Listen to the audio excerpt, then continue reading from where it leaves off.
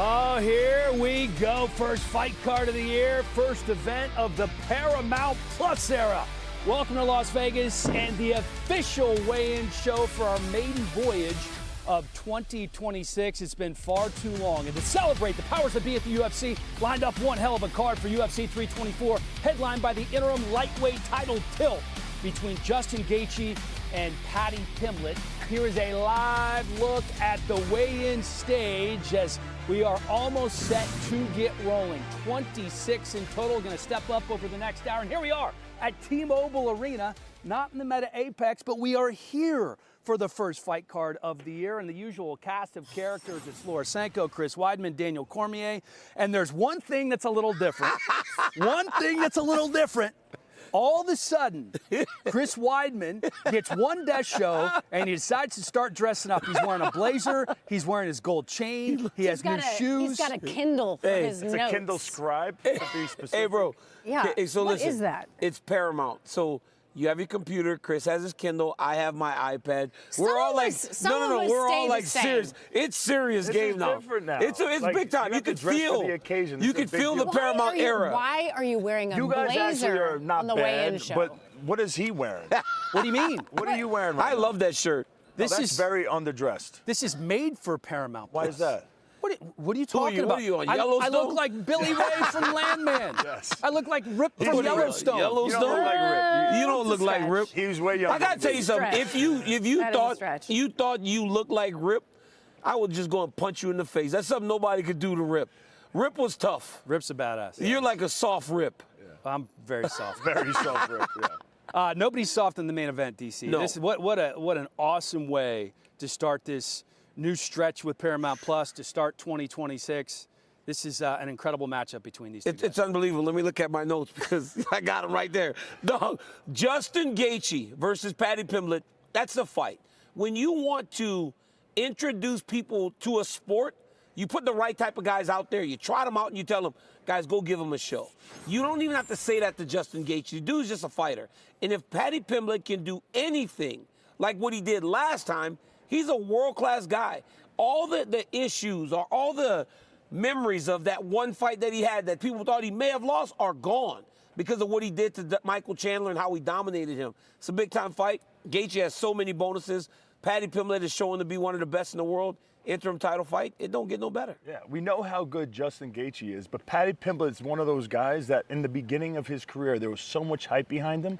But then when you would watch him fight, it's like, I don't know if this guy has it. When he fought Jared Gordon, yes, right? Like I was like, I mean, I don't even know if he really won that fight. But then you watched him fight against King Green, Tony Ferguson, and then what he did to Michael Chandler in that last fight. It was a complete, he pitched a shutout against a guy who just went 5 rounds with Charles Oliveira 5 months before that, and almost finished Charles Oliveira in the 5th round. So like people are kind of crapping on Michael Chandler now, like he was never that good, and he and Justin Gaethje had a very close fight. I mean, you can't really do MMA math, but the reality is these two understand the assignment. It's not. It is an interim title. It's absolutely UFC gold. It's about launching our brand on Paramount Plus. This is what fighting's out about, and that's how they built this card. The whole thing, top to bottom, is like action, action, action. It's gonna be awesome. You know what I love though? Like real quick, one quick point. You said on your Instagram story, I cannot wait for the people that are gonna watch this and then be stuck for the rest of their lives. They don't even know. They don't know what's even coming. know. It's going to be incredible.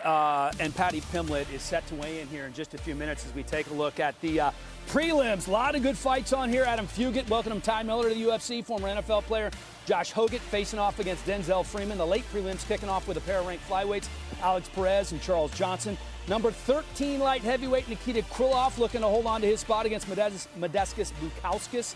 Teva Gutierrez, one of the top prospects in the promotion, squares off against Andrei Pulayev, and a massive bantamweight matchup in Umar Nurmagomedov and Davison Figueiredo. As for the main card, Arnold Allen and Gian Silva kicking things off. Natalia Silva faces Rose Namajunas in a fight with title implications. It's top 10 heavyweights. Waldor Cortez Acosta coming in red hot against Derrick Lewis. Sean O'Malley, the favorite in the co-main over the dangerous Song Yadong. And of course, it's the main event, Justin Gaethje and Paddy Pimblett for the interim lightweight title.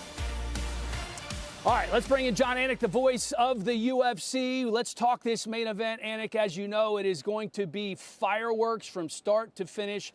It seems like the common thought here is for Justin Gaethje, he needs to keep it on his feet. The question I have for you is, does he maybe have to keep it a little boring by his standards on the feet to get the job done against a guy like Paddy Pimblett? Well, possibly. I think I said earlier this week when I was filling in for you on UFC On the Line that I was forecasting a longer fight over 2.5 rounds. So maybe a little bit of a feeling out process early on, but I just think Justin Gaethje can realize success wherever this fight goes. Certainly, I think he's going to have to be defensively responsible in the transitions on the ground potentially, but both of these guys are big game players. I think we're all just so excited to get back at it, but this main event is bulletproof matchmaking. I think both guys are going to rise to the occasion. I think Paddy Pimblett's going to have to be pretty perfect. I do believe he deserves to be the favorite, but I don't have to tell DC and the panel and anybody else. Justin Gaethje has championship mettle. He will rise to the occasion. He is going to be very smart in there, and I think Paddy's going to have to be perfect if he wants to realize this interim title.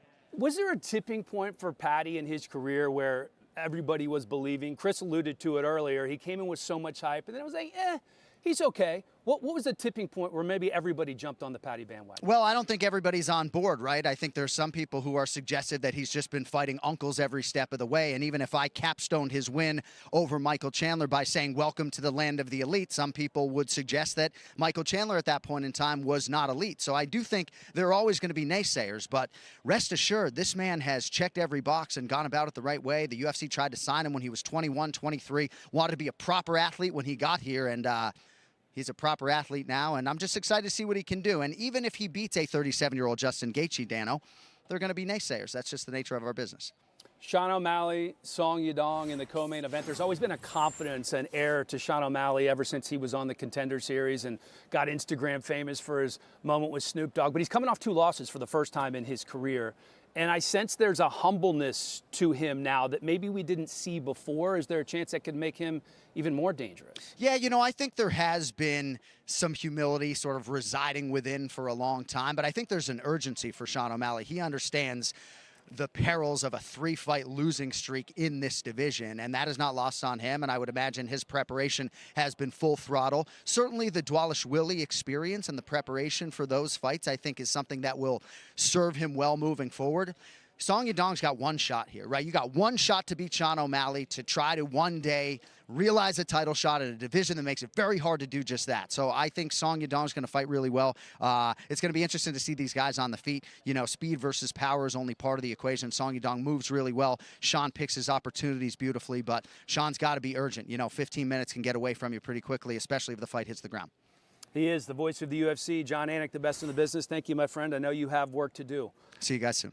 Sanko, let's talk a little bit about Sean O'Malley. He mentioned for Song Yadong, this is his one shot, right? Yeah. Now, some would argue that O'Malley's in a much better position than 6 months ago he thought he could be, because he wins this, and maybe he's already talked about it, Petr Yan on the White House card, Russia versus America, incredible. But if he doesn't win this, he's lost 3 in a row. Maybe he has to move up. What's on the line for him here? This is, I mean, this couldn't be more of a black and white situation. This is red pill, blue pill. If he wins, he's getting a title shot. No, Laura, you don't believe that. Umar. Absolutely, Umar, I all do. those guys don't Umar's matter. I'm not saying they don't matter, and I'm not saying that they wouldn't be also deserving, but you don't think that the UFC wants to see Sean O'Malley rematch Petr Yan for the? You don't think they want Sean O'Malley in another title situation? Well, how do you? You how do you? are right. Umar You're said he'd rather fight right. Merab again. This sets up perfectly. Yeah, I mean, that's they're on the exactly. collision I course. love that, and I love that Sean O'Malley, if he can get through this fight, would be in a position where he goes, I'm back in position to say I may. But even him, I talked to him from my YouTube channel the other day. He said, Already. No, listen. Yeah. Sean O'Malley said, if they went another direction, I would not be mad because I know I've lost a couple matches in a row. He even recognizes that he may need to do more.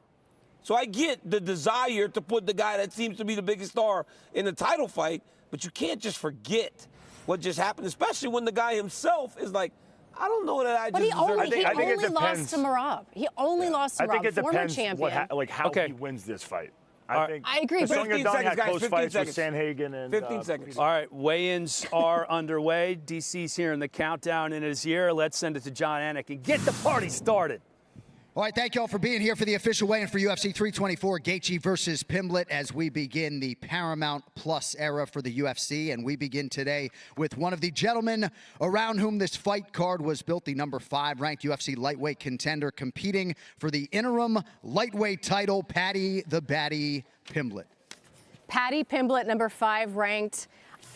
This is the opportunity of a lifetime for this guy. And when you look at Paddy Pimblett, I just cannot get over how much he has filled out in this weight class. I know we're going to talk about it a lot, but the frame on this guy, 154 for Paddy Pimblett, absolutely champion weight. Weight for Paddy Look how Pimblett. much he has to cut down at this point to get to 55. The fact that he was fighting at 45 is absolutely crazy to me. It's a big lad. I don't understand how he doesn't have like stretch marks because he gets so All right, next fat. fighter, He gets so ripped. I don't think that he gets as big as he used to be. He only gets up to like 205, which on that frame it's not fat. I think he just carries a lot of weight in his face. 155 to 205. That's yeah, he's big. Look, so Alex Perez, last November, he spoke about the injury that he had suffered before coming back and how daunting it was for him in the recovery. He came back, he fought. Now he's back on the proving grounds. This guy has a ton of ability. 128.5. He has a ton of ability, great wrestling, great cardio, great experience. He's 2.5 pounds overweight. He looks right now, rough. and he does not look like he's gonna make the weight. With that walk, he looks rough. But because you know when you're bad off, you know when you're bad off, when you go knowing that you're that heavy, that early. That's just you wanting to get on the scale and get it over. Get it over with. Yeah. Yep. That makes a lot of sense. Here's Cameron Smotherman, the babyface killer, won his UFC debut on short notice back in 2024. This is an incredible story. Got the call when he was in Saudi Arabia with a teammate on Tuesday, cornering a fight for him. Flew to Vegas, beat Jake Hadley by decision on that Saturday. So the kid is a dog, but he's been on the wrong side of a couple of decisions. 135.5 for Cameron. Oh, no. Oh, no, bro. Oh, no. Fainted, oh, my God. bro. Oh, gosh. What happened? No. Oh, He fainted. Oh, that's not good. That's That the is first time I've ever seen that. I've never No, seen I know, that. I haven't I've never either. seen that. I hope he's okay. Oh, my God. But that's not good. The good He's thing is okay. his face, I think he put his hands down. Yeah. Oh my God. And I don't think his face smashed. his But fault. So this is going to be a problem with the commission. So let me say this. There's certain reasons why this happens. When you cut weight, right? Even my kids, when they're cutting weight for wrestling, when you take all the heat off, you cannot stand fast. Yes. You cannot get up from that exhausted state and move too fast. So him walking to the scale, getting off the scale and trying to walk off to get to the back could be your brain just kind of goes all foggy. Yes. And then you lose where you are. Yes. But I've had times where you stand up and it's almost like you got knocked out Yes. because you're so lightheaded. When you're dehydrated too, your blood gets thicker, and it causes that vasovagal reaction where your blood doesn't, it's not where it should be, and your heart's working a little bit harder than it normally would be. I mean, it's kind of one of those things, what's crazy is like, as soon as you rehydrate, you're fine. Yes. Yeah. Yes. You're fine. And I also just want to say to the people, like every single time I've cut weight, every time I stand up, I'm usually holding on to somebody because I'm blacking out. Yes. 5, 10 seconds. Okay, now I'm good. Yeah. So I will say, I don't know it just because it looked awful. It looks I scary. don't know how severe it really is. Well, it's scary. I think it's very common when you're scary. losing weight. It's scary to see something like that. But I'm telling you, like if you get up too fast, It's incredibly common. He's laying down, but I think and you don't he's even got know. to be careful. Yeah. You know? Well, he's cut a ton of weight. Yeah. He's cut a ton of weight. He sucked off a bunch of weight. And honestly, in the weight cutting process, you lose weight and you diet down to a weight that's safe, and then you just suck out all the water for the shortest period of time that you can. And now a lot of people are doing this in the morning. So we don't know if he didn't do a lot of his weight cut this morning. Yeah. Right? Like these new fighters, these younger fighters, Aljamain Sterling was explaining this to me. He'll go to bed at 10 over and wake up at 4 o'clock in the morning to lose the weight. So now, whereas we would get it done at night and then go to bed and suffer through the night, these young guys now are doing it in the morning. So that is fresh to him. He didn't have a night to sleep off and feel better if he did it this morning. Well, imagine just in everyday life when you stand up quickly and sometimes you feel lightheaded, right? I fainted a few weeks ago. It had never happened to me before. And I stood up and I started walking, and I was just like, whoa, things are shutting down. Are you kidding me? Did you go down? I did. I didn't face plant like that. You like slowly made your way down? Yeah, but that's what I was saying about I was incredibly dehydrated. Not like they're dehydrated, but it was the day I moved into my house. I hadn't drank water all day, whatever. Everybody drinks some water right now, your blood, I know what's I don't want to faint. We don't have your blood gets thick. We don't have to suffer no more. Don't make a joke out of this. Yeah. We don't want to have to suffer no more. I'm not making a joke. I'm actually, now I just want to joke. But he's still, he's getting up right now. And he's hydrating and now I forget what he made the weight. He did. I think he made the weight. Probably the commission's going to look at him and go, "Is this?" Because we've had people miss and struggle on the scale, and they look messed up, and they go, "Well, you shouldn't be fighting." But I would imagine, you got to give him an hour, right? See where he is in an hour. That's what I feel like. Have the doctor when check they look at him. They're not going to see anything like that wrong, I don't think. He's going to look like every other fighter. It just became too much and he fell. I mean, we all know from, it's my the visuals, you guys, people faint all the time cutting weight. Yeah. We've just never seen it live on the show. See people get a little. Yes. It's a disturbing thing to see live. Let's acknowledge that. Yeah. We haven't seen that before. First time ever, I think, in the history of the UFC, I've ever seen that. I've never seen that. Yulia Stoliarenko got close, didn't she? Didn't she kind of sit down? But I've never seen. Well, that's normally what happens, right? Yeah. They just kind of go. They can catch. You see some weird walks, like even the kid who just missed by 2 pounds. He's like, he's feeling it. That kid, he started walking. I'm like, whoa, he looks wobbly, and then boom. That was, I've never seen that before. I've never. That's crazy. Yeah, man. Scary. He still looks like he's. Because the problem is, right now, he stands up. Again, he's going to be blacking out. But they got to hold him. Yep. They're carrying him, I think. They got to hold him. He will not. He must have had a bad weight cut. Yeah. He must have had a really rough one. Yeah, they're helping him off right now, and the weigh-ins will move on. We'll certainly keep you posted on Cameron Smotherman, the babyface killer, who was really looking forward to this. He's a slight favorite against fellow Contender Series alum Ricky Tercios in their fight. So keep you posted on where that goes from here. And Paddy Pimblett, the first to weigh in, though. What kind of sign is that when you have him here and raring and ready to go? I think this is, every fight feels like the most important fight of your life, but this one for him, being such a star, coming off of 2 losses to probably one of the greatest bantamweights ever in Merab, learning so much during those training camps and in those fights, how to deal with wrestling, which is always going to be his issue, is dealing with these wrestlers. I think, this is a big moment for him to show how evolved he is. DC, don't do it. Don't do it. I got you. That new jacket did. That new jacket didn't help your brain. Because you start talking about Sean O'Malley. When they asked about Paddy Pimblett, man. Oh, you asked about Paddy? Yeah. You said Sean O'Malley. I said Paddy Pimblett. Oh, you got a lot going on at home. I get it. I like that you let me go. I like that you just let me hang myself. Because it was really good. It was really good. You should have interrupted me. You're not supposed to acknowledge. Yes, you do. Yeah, you got to. On this show, we do. Yes, 100%. But Paddy Pimblett being first is usually what you see. The people in the championship fights want to go to the front of the line and get it done with. I'm surprised that Justin isn't here earlier myself. Because when you're making the weight, right, especially the UFC gives you the option. There's a line.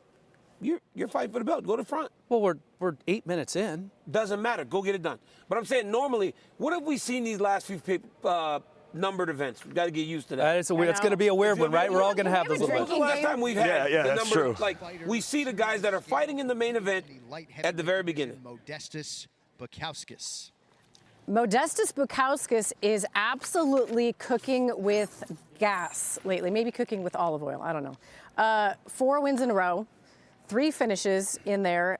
His last win over Paul Craig back in September actually beat Paul Craig in the grappling, elbowed him into another dimension, asked for a 204 for Modestas, asked for a top 15 opponent, and here we go. I love his journey. Got cut from the UFC, came back, and he has looked sensational. Kicking off the prelim portion in the welterweight division, Ty Miller. Ty Miller making his UFC debut, unbeaten at 6-0. He's got 1 no contest as well. Only 25 years old. Went to absolute war last season on Contender Series in week 1. going into that fight actually had 2024 170, the official weight for 170 on the dot. Fight of the year nominee in LFA, or excuse me, finish of the year. All right, next 45-second left. Had beautiful stuff. Great striker. Heavyweight division, Josh Hokett. If you don't know, you should know. I'm Josh Hokett, the Incredible Hulk, America's last hope, the greatest of all time, and before time was ever created. Fighting out at Albuquerque, New Mexico. I'm here to show speed and endurance, so he should increase his insurance. Josh Hokett is something else, man. But he is a very exciting young heavyweight prospect, a guy that can wrestle, and his striking improvement, that showed in his last fight with that knockout. This guy now believes in his knockout power. Flyweight contender, Thug Rose Namajunas. Rose, a 4-time UFC champion. She had lost the belt, won it back, which is super hard. She's trying to go for her 3rd title. I think the winner of this fight is probably getting a title shot against Shevchenko. So it's a huge fight for her. She's one of these girls that I remember, like in the beginning of the UFC, you know, the girls' rosters weren't very deep, and there was still a learning curve. She was one of those girls I watched, and right away I'm like, oh, this girl could fight. She is good. This is Alexander Hernandez opening up the year, looking for his 5th straight win, coming in off back-to-back finishes over Diego Ferreira and Chase Hooper. And this is on the heels of losing 4 of 5. So it's really been a roller coaster ride of a UFC career.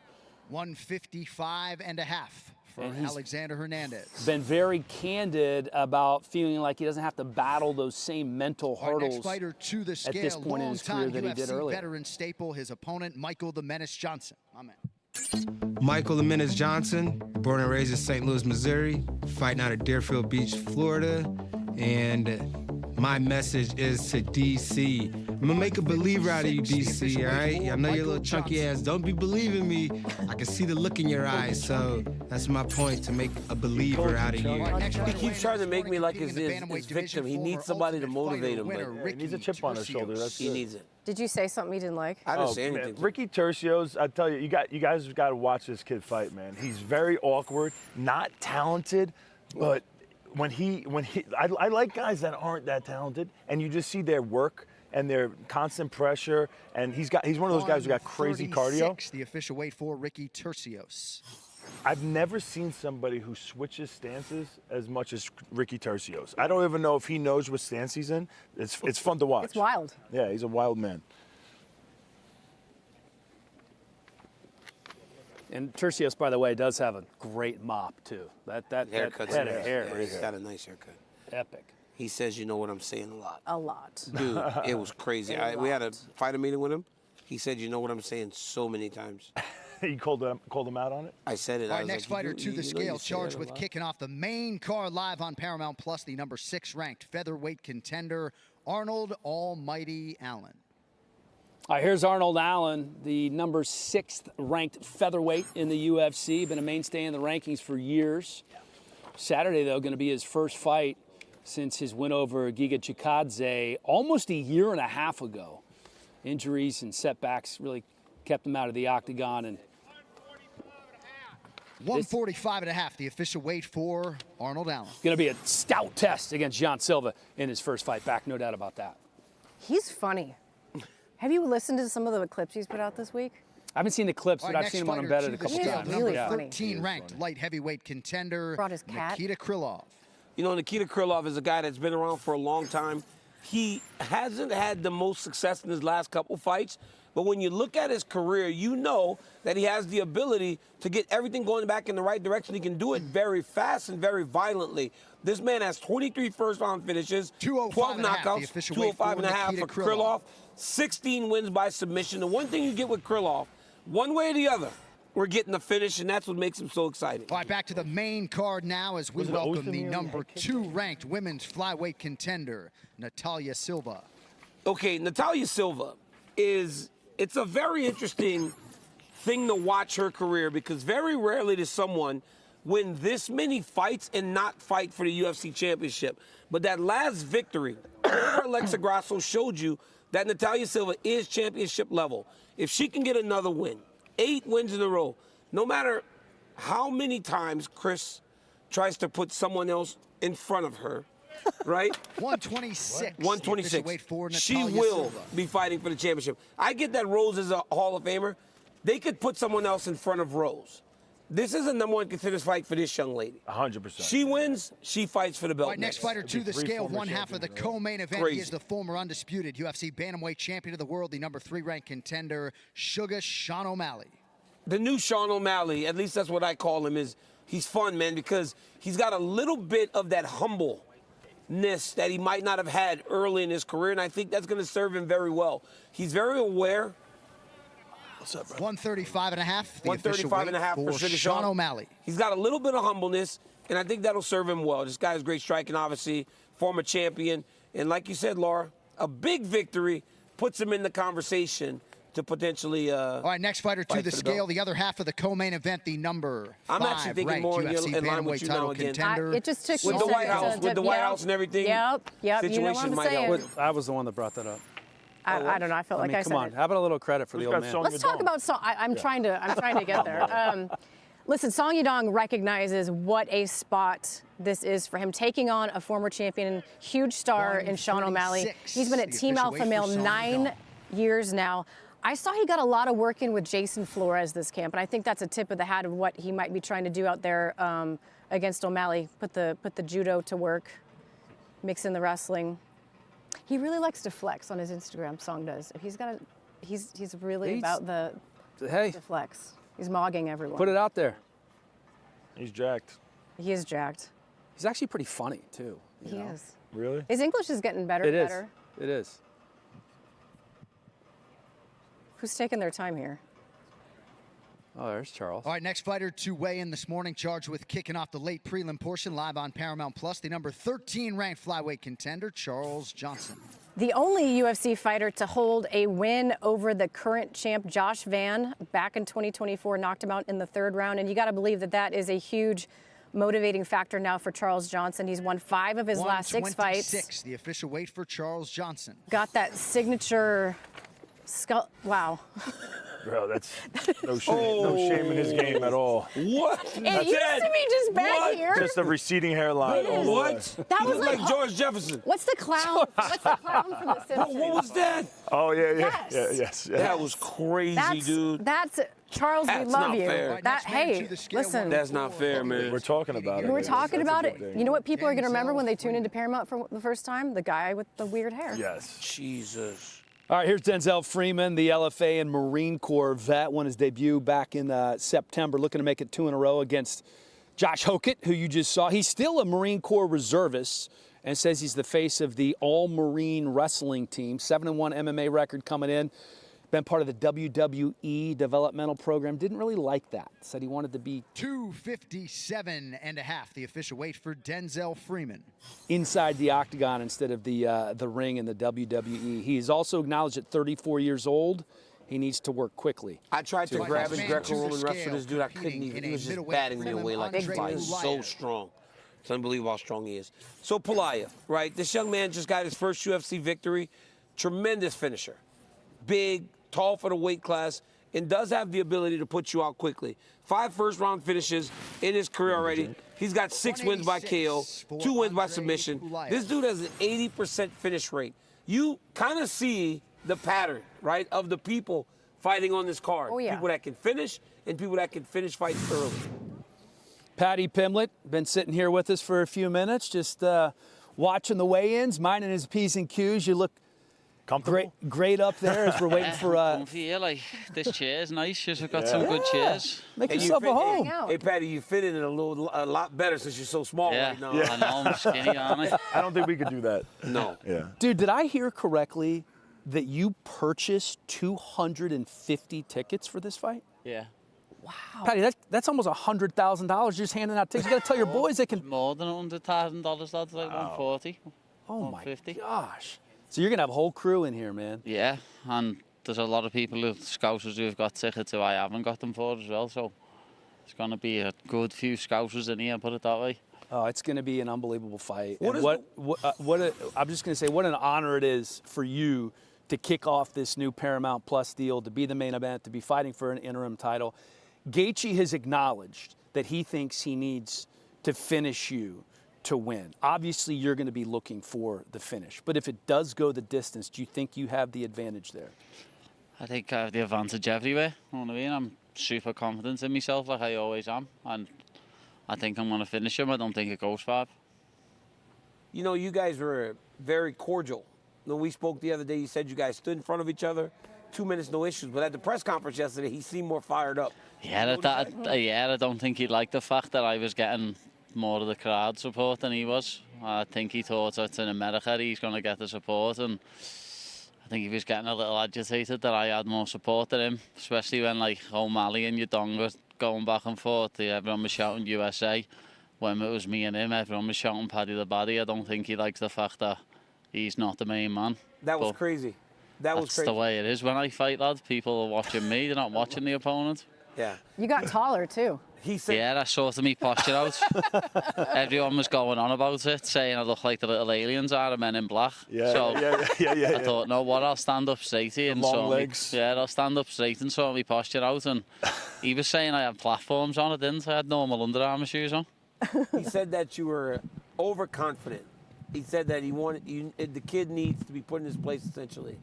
You think that you speaking your truth has gotten to Justin a little bit and will make him emotional? Yeah, I do. I think I'm in his head a little bit, to be honest. I didn't think I'd get in his head, but he's proven that I am. He was a little bit agitated at that press conference yesterday. Did you do that on purpose? No, that's just my personality. I've done it without even meaning it, so I'll do it a little bit more today at the weigh-in. I might as well. I love it. There's only been, really, that I could think of, one other guy, Conor McGregor, who spoke things into existence the way you speak things into existence. You have such confidence. It's almost that law of attraction. Where does that come from for you? I don't know. You're not reading books. No, I'm not reading books. You're mad, are you? Yeah. I don't read Only you read books with that jacket. Yeah, well, look, yes. Only a guy that wears a jacket like that reads books. As I say, just look at me posture. I'm always on my phone. I'm never off my phone. But no, when it comes to fighting, I am just super confident. Nothing else in any walk of life I'm that confident in. But I know how good I am at fighting. Yeah. And I know when I get in there and I perform, no one is on my level. And I'm on a show that tomorrow night. How about the chip on your shoulder? Like, for a while, there was tons of hype in the beginning of your career. Then there was a lot of people who were like, I don't think he's as good as he's saying he is. And then all of a sudden, these last 3 wins, Tony Ferguson, Michael Chandler, and King Green. Especially the Michael Chandler fight, because that guy just did go 5 rounds with Charles Oliveira not too long ago. Oh, but he's washed. I know. I'm with you on that. But now I don't think there's as many doubters like there were. There still is. There's still lots of them, and I love proving them wrong. So I hope it stays that way. I need the doubters. Yeah, I love it. I want to prove people wrong. That's been one of my driving factors since I started fighting when I was 16. The fact I looked like a little skinny child and everyone thought I was going to get beat because I was a little wimpy kid. How old were you in that picture? I think you posted that picture of you. 18. Are you serious? You look 12. I know. That is crazy. That was when I was fighting on Cage Warriors. I'd just turned professional, yeah. That's crazy. I turned pro when I was 17. So I was a baby. Wow, that's nuts. I know that the detractors are always going to feel loud. I mean, they always do, but you gotta feel, like I feel for you, a huge shift in how people perceive you. And like, there was a little girl just up here earlier and we were asking a friend of DC's, we asked her, little girl, who's your favorite fighter? Paddy Pimblett. And I feel like I get that from everyone now. And do you feel that growing, like people are starting to get it? Yeah, of course. I love the support I get. It's unbelievable. Like, young girls and young lads coming over to me, and half of them don't even know what MMA is. They call it UFC. You know what I mean? So for me to be like the poster boy of that is absolutely unbelievable. All the fans that I have, I can't thank them enough for the support. It's brilliant, but I do love proving doubters wrong, and I'm going to do it again tomorrow, because even though I am the favourite, which I'm shocked at, because all everyone ever says is I only beat old men, I've only beat wash fighters. I'm still going to enjoy proving everyone wrong tomorrow when I finish Justin Gaethje. Yeah. What have the conversations been like with Laura? And I know your twins are little, so you're not talking to them about stuff yet, but like, This is the moment. This Oh is yeah, like the this is the moment. But she hates it. Does she? She doesn't hate MMA. She hates all the fame and all the stuff around it. Yeah. Especially like going out with the kids and there's people taking videos of me while I'm not looking and stuff like that. That's annoying. That sucks so bad. Will she confront them? That's the one hard part. I just snarl people, lad. I just give them a. But you also live in England, and I'm telling you, when we went to Manchester, I don't know if it's like that all the time, but it was like Yeah. everywhere you go. Is it like that all the time for you guys? It's not as bad in Liverpool because everyone sees me all the time in Liverpool anyway. I'm always walking about everywhere, and people always see me. But when I go to other parts of the country, yeah, people are just whipping the phones out. I'll get a picture with anyone if they come over and say, "Can I have a picture, please?" You know what I mean? If people use the manners, I'll get a picture with anyone. I really don't mind. Yeah. Just not when I'm holding the baby or eating. They're me two things. I have manners, not when I've got older than me baby, and if I'm eating, wait till I've finished. Yeah, the eating is a bad one. Yeah. It's like, I'm sorry. And I get food all over my face. I'm sitting. They're just dying to post that Yeah. picture. There's Patty. Yeah, Vlad, I've got tomato ketchup on my cheek. Give me a chance. You know, the other day when you and I, we're going to let you go here, but the other day when you and I were talking, I was speaking to you about how all these high school kids were in love with you. But this girl that Laura spoke about, I mean, how old is she? 5. She's like 5. She's 5. And she's like, I love Patty Pimblett. And she's going to wave at you over here. Let me see. Hey, come over. Come over. Come over here real quick. Get over here. Your favorite fighter's here. He just come waving. Come on. Oh, yeah, you're okay. She loves you, dude. Yeah. Oh, Hey, she's coming. Who's your favorite fighter? Coming on up. You Who's your favorite okay? fighter? What's his name? What's his dance? You know how to do his dance? This one? You don't know how to do it? Oh, you love Patty Pimblett. Say hi. Oh, yeah, you're okay. You're all nervous. Yeah, dude, it's crazy the That is effect you're having amazing. on kids. Gia, thank you. Say hi to Patty. Say bye to Patty. How old are you, Gia? She's 6. Six. I got a man who's Look at 6 that, years bro. old. That's Belter. it. Oh, it's- That type of stuff has to matter. Yeah, it does. And I want to prove to all them kids that they can be anything that they want to be, just like I did. Everyone, I had teachers in school telling me, "What are you doing that for, Patrick? You're too small. You're never going to get anywhere with it." And now I'm fighting for a world title, and I'm inspiring young kids to go and do it as well and believe in themselves. Yeah, it's amazing, dude. Good luck. Well, you have a chance. Aspinall, Bisping, Leon, Patty. You're the next in line. Fourth English UK champ and the first Scouse champ. That's what's happening. That's What does awesome. Scouse mean? Someone from Liverpool. Okay. Don't book no games of golf with Gaethje, lad. He's not going to be playing for a while. I like that. That's the mic drop. Right Thank you, Patty. All right, brother. Good luck. Good luck, Patty. Good luck. All right, Good next seeing you. fighter Good to seeing you. the scale, the featured of the prelim bouts on Paramount Plus, former king of the flyweights and now the number 6 ranked bantamweight contender, Davison Deus de Guerra Figueiredo. Former flyweight champion Davison Figueiredo now plying his trade at 135, although he's had a few fights obviously up at bantamweight now, still kind of looking rough on the scale. Let's listen here for the weight. 138 and a half. 138 and a half. So 2.5 The official weight for Davison pounds Figueiredo. over. 2.5 pounds over the non-title gotta tell you, bantamweight limit. He's missed before, hasn't he? Yeah, at 25, but Yeah. now he's doing it at 35. Like, Yeah. Yeah, Come you gotta on, think Davison. that's got to be a discipline issue. it's He's got to be. getting older. I mean, and And he's getting older. yeah. And he got a hell of a fight on his hands. How old Yeah. is he now? Does All he right, next ever? fighter to the scale, the other half Does of he the ever? featured Anybody prelim, the number 2 ranked bantamweight contender, Umar Nurmagomedov. 38. Here's Umar Nurmagomedov, fought very recently against Mario Bautista. Very good fight. Bautista actually fought better than most thought. Umar was able to still get it done. 136 for Umar. the official Gets weight for right back in the Umar octagon, right? Nurmagomedov. Umar is not going to sit around and wait for a championship opportunity. He's going to go out and earn it. And this weekend, another win over a guy like All right, next fighter Davison to the scale, might put him in line competing with the rest of these middleweight guys. Prelim, Ateba Gauthier. Bro, man, I mean, every so often you have a freak that comes into the UFC. I could really only think of 3 genetic freaks: Francis Ngannou, Ateba, and Yoel Romero. Yeah. Oh, gosh. I mean, he's right up there Yeah. as one of these freaks. He's undefeated in the UFC, 4 knockouts now, including the Contender Series knockout. It's getting easier for him. The official weight. He is starting to knock. Bro, his Gaethje. coach said when he walked into the gym, he was like, "What did I do? What did I do to deserve someone like this walking into my gym?" It's a gift. 6'4", jacked. How does he make 180? I don't know how he makes Next weight. fighter to the scale, competing in a prelim in the welterweight division, Adam Fugit. Adam Fugit coming off a tough one his last time out against Islam Dulatov. But there's a reason why they put this matchup together as the very first fight on Paramount Plus. This kid throws 171, down. the official weight. 171. Win, lose, or draw. He's kill or be killed.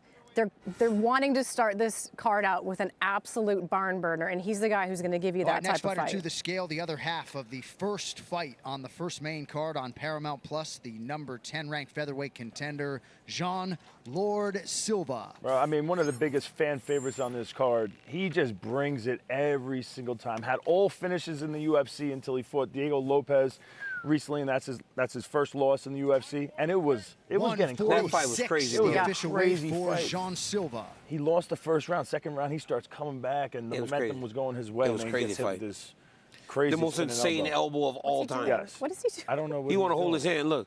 Look at Joe. Okay, What is this? that's awesome.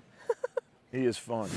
Competing He's got in a that crazy featured bout one. on the main card of the heavyweight division, the number 8 ranked contender, the knockout king, Derrick Lewis. Man, I mean, who doesn't love Derrick Lewis? It's so crazy that his personality outshines the fact that he has the most knockouts by a landslide in UFC history. People don't even know him for that. They know him really for his post-fight interviews, for his Instagram. 263.5, the official weight for the Black Beast. The best thing about Derrick Lewis is that none of this was supposed to be. I remember when he was fighting over in Fury, he fought Jared Rosholt. And I was like, he's not that good. And look at the career this man has put together. It's amazing. I think he won. All right, couple updates for you guys. Davison Figueiredo will fight against Umar Nurmagomedov. Figueiredo has been fined 25% of his purse. Alex Perez fined 25% of his purse. He will face Charles Johnson. The Tercios Cameron Smotherman fight has been called off. Smotherman. They called it off. They called it off. 32 minutes into weigh-ins. He, of course, Smotherman fainted on the stage, so that fight will not that's be tough. How do you? Kind of surprised that they didn't give him a little bit of time to see if he came back around. Maybe there's. I think the optics But think about, like, God forbid, just too bad. liability-wise. What if something happens in that That's fight what I'm saying, and the they've seen what happened on the weigh-in stage? You're right. You're like, right. How you're can right. you? You're How right. can you do You're that, right. You know. I'm also the guy that when if you're hurt, like pop the shoulder back in, go finish the match. Oh, you're also the guy that cheats on the scale, too. I mean, you're that. Mackenzie Pavicic would never you're the guy do that. Where's that shirt? It's a great shirt.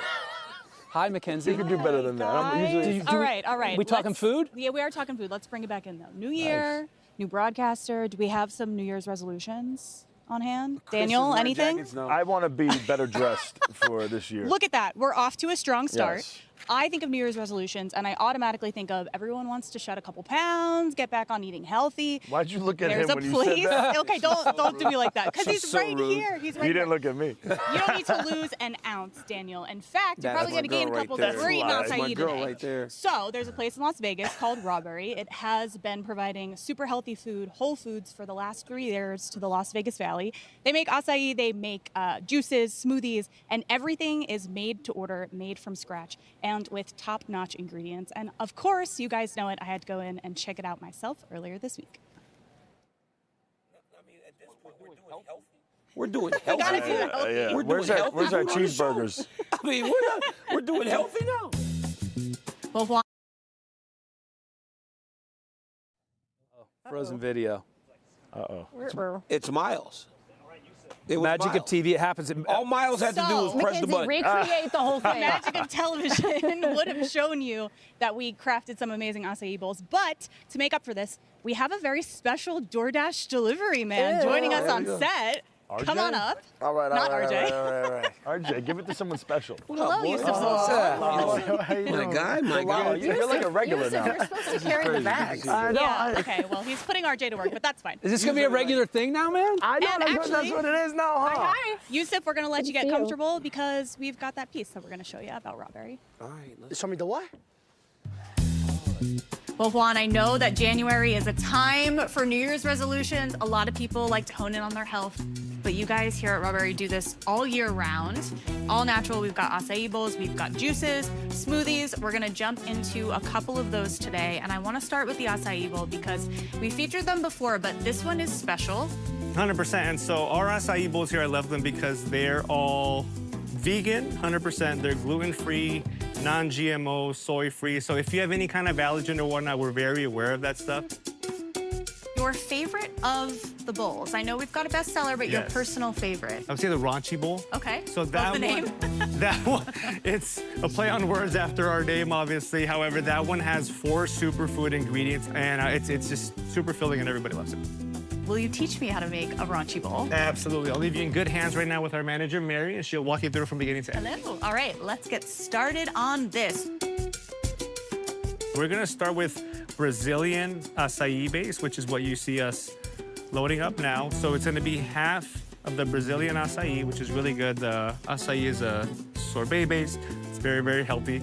And what we're scooping now, this is amazing. So this is called Blue Magic. So it's really high in algae, which is it's an antioxidant, and it helps you flush a lot of stuff you have, out of your system. Now, I'm assuming, fresh-made granola. Fresh granola, yes. It's all natural, and it's all gluten-free. It's made with old-fashioned oats. Okay. And then we're gonna add some chia pudding, which is kind of a secret superfood ingredient here that we offer. Very nutrient-rich.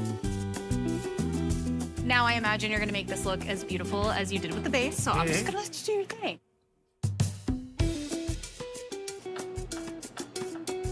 An actual work of art. This is amazing. So after all the fruits are on top, we're gonna add some superfood ingredients on top, which really make this bowl next level. I don't think this needs anything more to go on top, but we do have a drizzle. What is the drizzle that we have for this one? So the one we have on this acai bowl is called agave. Agave, if you've never had it before, it's a light sweetener. It's similar to honey. So you get this sweetness without all the bad stuff. I gotta try this. Absolutely. So before you leave, I'll have one more thing for you. So I want you to meet me out front, and then I'll get you what you need. Okay, thanks. And here's your last surprise. Ooh, okay. Love a green juice. Absolutely. What is this one called? So this is called our No Diggity, No Doubt juice. It's our most I have a doubt that I can open this. It's our most popular green juice, and it is a jumpstart to weight loss if you need it, but also helps with your bloat. Okay, that is good. Have you liked it? Yes, but this is the moment of truth. Absolutely. That I already know the truth. That's it. We gotta cheers the first. Gotta make sure you get a little bit of everything. First bite, absolutely. Cheers. Cheers to health. Ooh. How's that? I've never had the Blue Magic before, but I might have a new favorite. Let's go. So what I really love is the message here. At Robbery, we're really intentional about having all natural foods, all natural energy. What you see is what you get in terms of the food, right? So we really want to inspire people to steal back their health. And the best way to get people back onto the health train or onto it in general is by making it a little fun. 100%. And I think the play on words is very fun, and I think I'm gonna have to steal some of this and bring it to our friends in T-Mobile Arena. Let's do it. I think there's, I like tropical, bro. Yusuf Salal Hill, represented by DoorDash, the official on-demand delivery partner of the UFC. And it's that time we get a taste a little bit of acai bowl from Robbery. Like? I like the tropical, so I'm gonna get the tropical first. Okay. He said peanut butter. Here's a peanut butter. Peanut butter. Peanut butter bomb. That one's good. Little almond butter. You like almond butter? I'll do tropical. This has like coconut, mango, blue magic. Oh, we got some magic. Here's the tropical. Hey, Yusuf Zalal, like you could tell he started winning and making money because he even got a good haircut. Hey, stop he used to be so broke. Hey, his haircut used to be bad. You don't do that on your own? He look good now. Yusuf Zalal making money. Look at his haircut, dog. He's not doing his own skin fades anymore? He got his own barber now. He got a design in the back.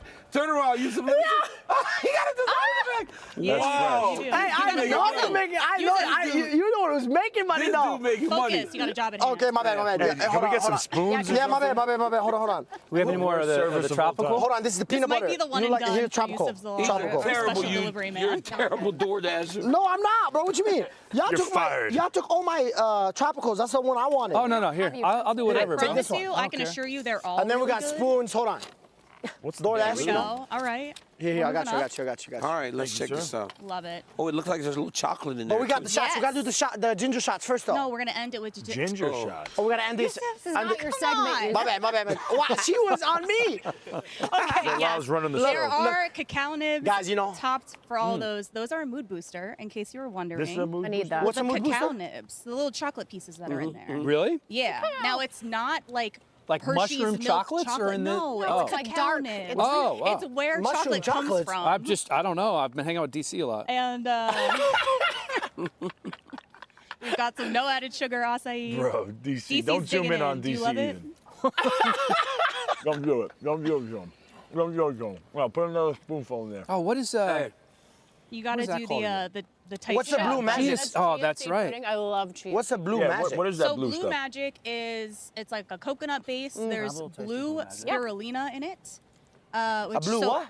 Go ahead, try to say it. Spirulina. Spirulina? It's like fake sugar, I Yes, think, exactly right? that. So, Oh like, my God, instead it's of so good. using a This is really dye, you're using a naturally occurring. I think it comes like from algae? a sea moss algae thing. Yeah. It's super healthy, really good for you. Is good it for in your there? gut. No, not in that one. And then I that think good? Laura Blue Magic is mentioned good? the chia seed pudding. So good. Which, two buzzwords in 2026. People are focused on high protein, right? Right. We all know that one, but high fiber is like the new That's the new protein, trend. right? Oh, yes. really? And your chia seed Why pudding is is that? like the So best way good. to it. Yeah, give us. Do you really want to know? Because it stomach help- and colon cancer is actually one of the leading causes of death in the U.S. and Oh, we yeah. all need more fiber. Yeah. That's the fiber. other reason I picked strawberry, because why Wow, not? she's Why a not? Wikipedia walking around. Okay, Yeah, I yeah, didn't think there she we was go. smart, dude. Ah.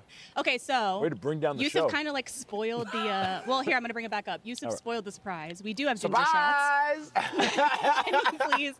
Can you pass out our lovely ginger all right. shots? The show has evolved, and now we are taking healthy shots to start off 2026. That's We're kinda gonna do this crazy, one man. together Yusuf, as a team. Coming to you Hey, live. this is about as good as an acai bowl I've ever had. Yeah. No lie. Very good. But I gotta be honest This with you, man. is so delicious. Normal is like fried chicken. And, Ice cream tacos. I mean, last time Smash burgers. Those Smash burgers, burgers. the cheeseburgers. We had- Are they Yeah. trying to tell us something? we had You taking one with us? Yeah, Poutine. of course. we had poutine in poutine. Canada. We had a great one in New Orleans. Oh, you New picked Orleans, the remember one. that? The Not gumbo in the. and- Oh, And then you yeah, stood yeah. us up for the shoot. In the All morning, right. though? Mix it up, though. To This is- we gotta 2026. be healthy. To an amazing year. Hey, are we running to the bathroom after this? Though? No. Okay. It's just a little hope not. spicy. Well, you're talking about gut stuff, so. It's gonna All clean right. me out. Are we doing the whole thing? All at Hey, once? cheers to 2026. Cheers to 5 straight wins back in the UFC. 10 fight wins for Yusuf. Let's go!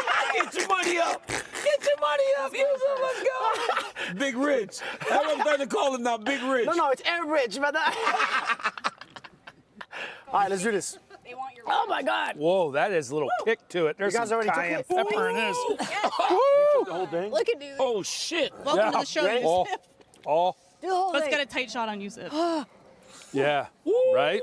I didn't warn you guys that the ginger shots are spicy. Please, somebody give me water. Hey, The water's not Mackenzie, going to help, I'll promise Yeah, this you. has to you be gave us healthy no for you. warning on that. I know. If this isn't healthy for you. You gotta have So some. sorry. Is But there you know some chili what? on this? Okay, give me Yeah, That's what it feels actually, like. we got ginger, probably a little cayenne. Oh, yeah, some cayenne. A Yeah, some little, cayenne. just a little That is bit. not just ginger. That's a Yeah. lot. That's a lot. Don't worry. Well, actually, y'all are going down later, but next week I do have some special snacks. You're just going to All miss right, out Yusuf, on them. we're stuffing our face. What What do you want to do next, man? What do we got coming up for you? I gotta keep. Yeah. Oh, shit. Something on there. God damn, that look bad. I know, right? Can you speak? Yeah, I can speak. I can speak. I definitely want the top 5. You know what I mean? I feel like I put in the work that needs to be done. You know what I mean? I feel like the Josh Emmett. And by the way, I told this to DC.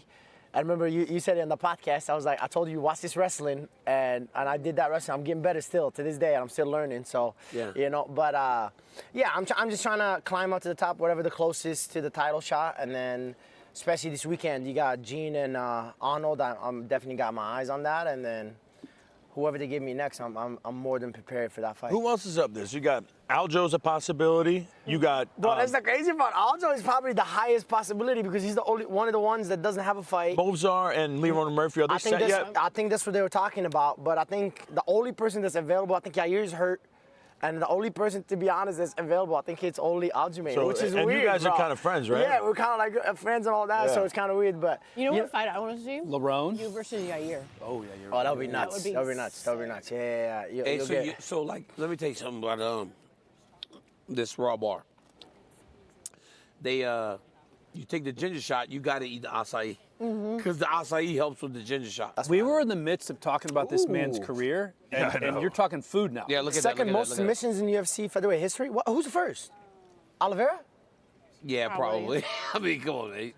Listen, bro, I'm catching up. Hey, 29. Got about 10. 29. That's a pretty good stat right there. I like that stat right there. Look at this dude. They didn't even respect my ground game. Last time I was like, they forget. plus 1,000. Was it plus 1,000 or something like that against Josh Emmett? For a sub? For a sub, yeah. For a sub. But now that you got that wrestling, though, hey, you actually transitioning your takedowns. You like that. I swear to God, I know you like that. Getting better and better, man. I know you like that. Hey, I'm trying, man. You know, to be the best in this game, you have to know everything, you know? And I feel like I want to be that guy that has most difficulties to deal with just in everywhere, right? It's like not including the movement, the speed, and all that. So there's a lot of things that I'm gifted with, God gifted me with. So I'm just keeping that and try to keep that as high as possible and keep their winning as low as possible. Are you wrestling in practice? Are you like legit in wrestling? Wrestling shoes, really? wrestling that, all that stuff. So definitely I have a great coach back at Factory X, and I also train with Brandon Moreno's wrestling coach as well, Izzy. So it's definitely see my eyes like, bro, I didn't know like wrestling. I come from a kickboxing background. So I went to California, and like California has like one of the top kids. I'm out here getting beat up by 17 years old, 16-year-old in front of their parents too, bro. It was so embarrassing. I was like, I almost started swinging, but I was like, I can't do that. But it was like straight wrestling. Yeah, it was. Their cardio was insane too. Just like that mount. Yeah. So your energy level is always off the charts. Really quick, in like 15 seconds. Give me a pick for the main event.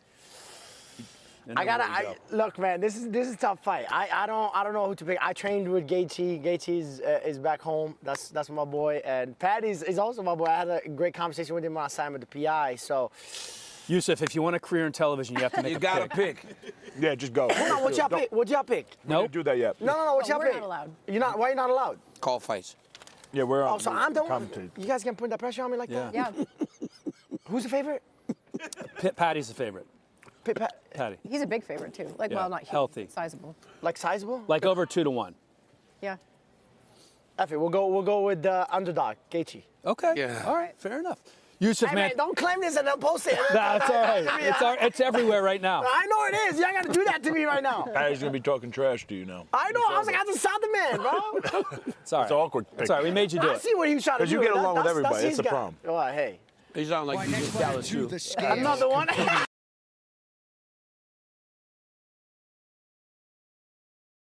Okay, Yeah, Waldo Cortez Acosta has become the contender in the heavyweight division. The man fought 5 times last year.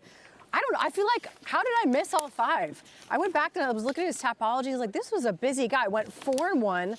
Last fight was a clean right hand. 262. Knockout of Shamil Gaziev. And that's what he does, man. He's got a beautiful jab, but that right hand, former pro baseball player, he can chuck it. Yo, he threw 94 miles per hour. I think his average was 92. You should see what I can throw. Bro, you should see what I can throw. I can throw like Is this your right shoulder that just had surgery?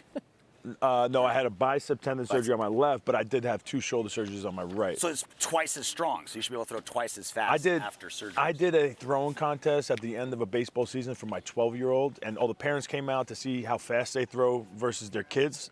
My son threw 64. I threw like 52.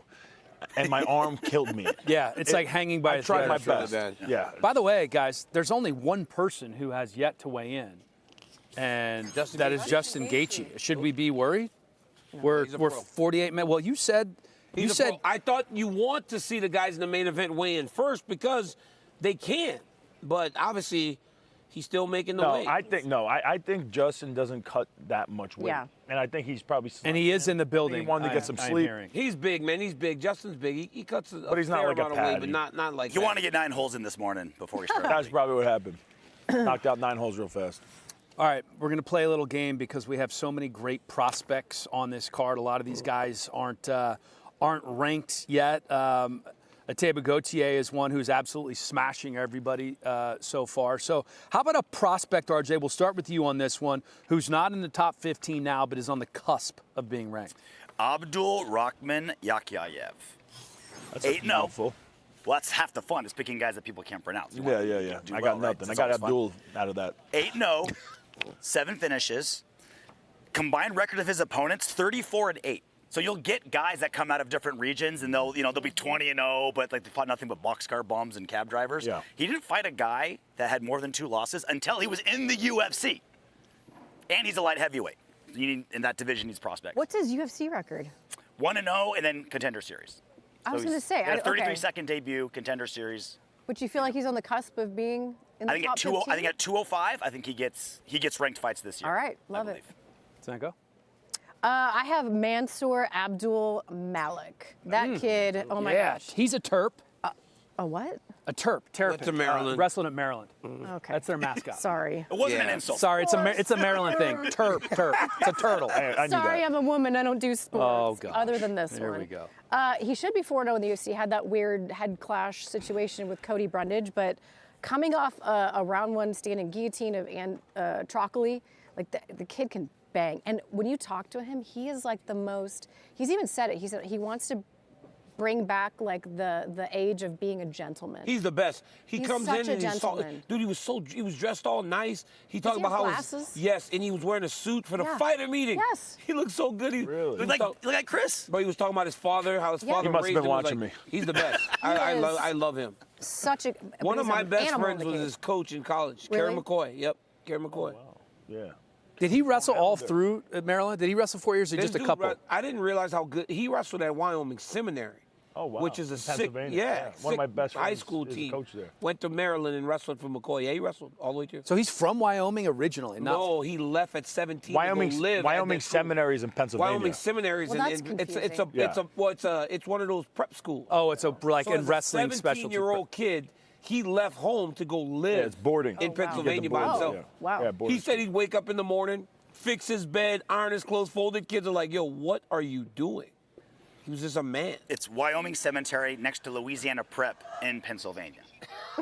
Yeah, Go you ahead. said cemetery. Like Yeah, he did. Yeah. Next to He's the an idiot. cemetery. Go ahead. He can say It's where athletic dreams gonna He die. can say Muhammad Abdul Makhala. That was 100% of my pronunciation skills for the rest of the day. Yeah. Was Now he? you're out. Did he fight in Doha? Yeah. Yeah, he was a bad man. I kind of took the easy way out. I take Gauthier here. Ateba is just such. I mean, it's 23 years old. He reminds me of a power pitcher in Major League Baseball that throws 102, 103 miles an hour. The ball just sounds different when it comes out of their hand. That's like every time he takes a swing, it just sounds like you can hear the whizzing through the air. That's how powerful he is. 3 first-round finishes in his 3 UFC fights. Star power written all over this kid. I'm going outside the box. A lot of you guys might, I mean, I don't think DC will know. Ethan Ewing. Ethan Ewing took a 2-day notice fight against Malcolm Wellmaker? Wellmaker Yeah. at Madison Square Garden. Malcolm Wellmaker was 3-0 for the year, probably the top prospect for Rookie of the Year. And he goes out there and he looks so good. On short notice, very comfortable everywhere. You know, just so good inside the pocket, dealing with wrestling really well. I think that kid is definitely on the cusp of top 15. And it wasn't like he caught him with a lucky punch. He's He like, outdid him for 15 minutes. For 15 minutes. He looked great. DC would not know this guy. I called this fight. That doesn't mean you remember it. It doesn't mean you remember it. Oh, here comes Gachi. The highlight, Justin Gaethje getting wiped off, former interim champion. I got asked the question yesterday, is Justin Gaethje a Hall of Famer? I said, absolutely. This guy has fought for the undisputed title twice, been an interim champion, fighting for the interim title again. One of the most exciting guys in the UFC's history, and his skill level continues to evolve every time he steps inside the octagon. He looks great, too. Yeah. 155, the official weight for Justin Gaethje, and for the highlight. Look at his face. He doesn't look sucked out at all. A little bit. You can see it's in his eyes. His eyes look a little sunken in. But in terms of his body, he still looks pretty good. You can tell Gaethje did things the right way, made weight the right way, and he's still carrying that energy that we all love about Justin so much. Mine, real quick, is Ramiz Brahimaj. Yeah. I think Ramiz is right on the verge of being ranked. A guy that we didn't think very much of initially has completely turned it around. And sometimes a team change right? Just something like changing teams, flipping the scenery can make you into who you were supposed to be now that he's training with Bilal Muhammad and all those guys out in Chicago. He's won 3-4 in a row and seems to be right on the verge of getting a ranking next to his name. All right, Justin Gaethje just weighed in. Everybody has now weighed in. We've gone over the one fight that is no longer. Cameron Smotherman not going to be on the card. A couple of guys find their fight purse. But for the most part, this card is intact.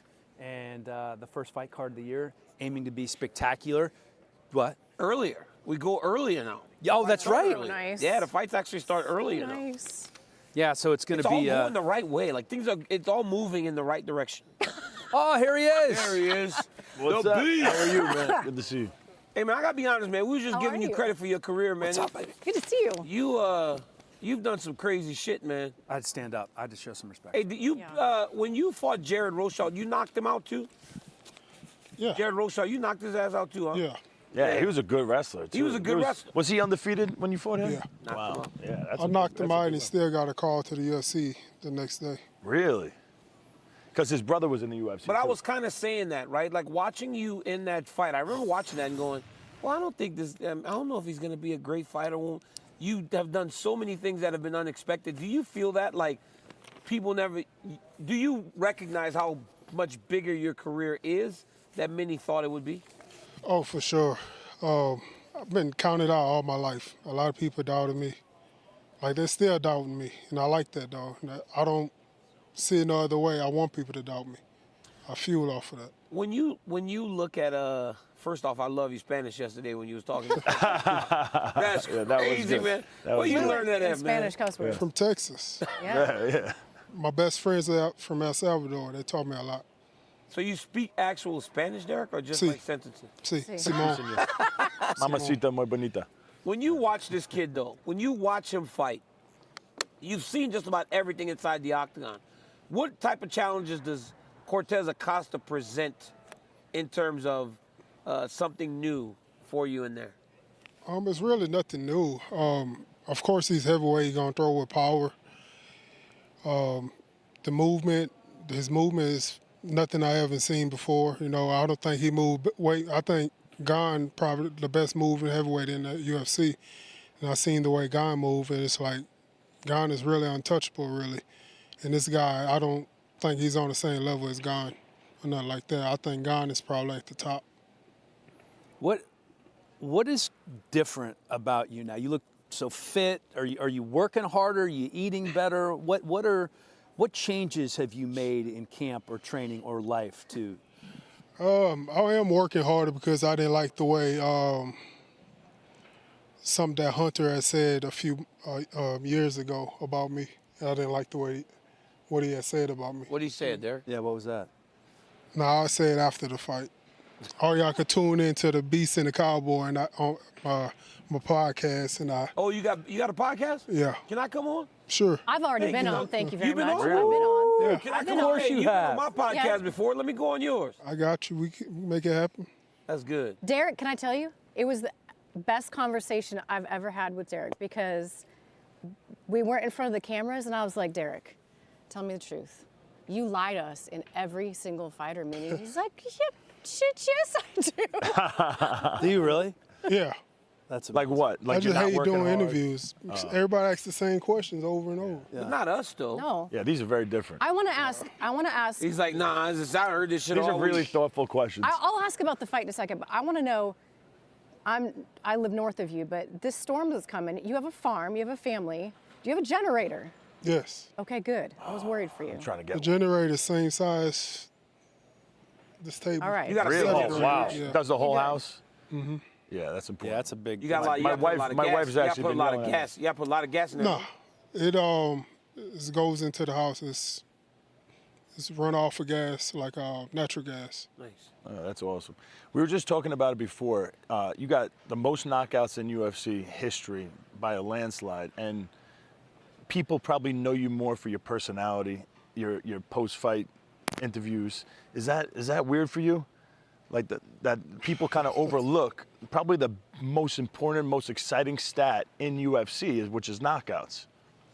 Nah, not at all, because I really don't even look at it like that. You know, I didn't get into fighting to try to be the best fighter in the world or nothing like that. I just got into it because of the money, and it was a way for me to take care of my family.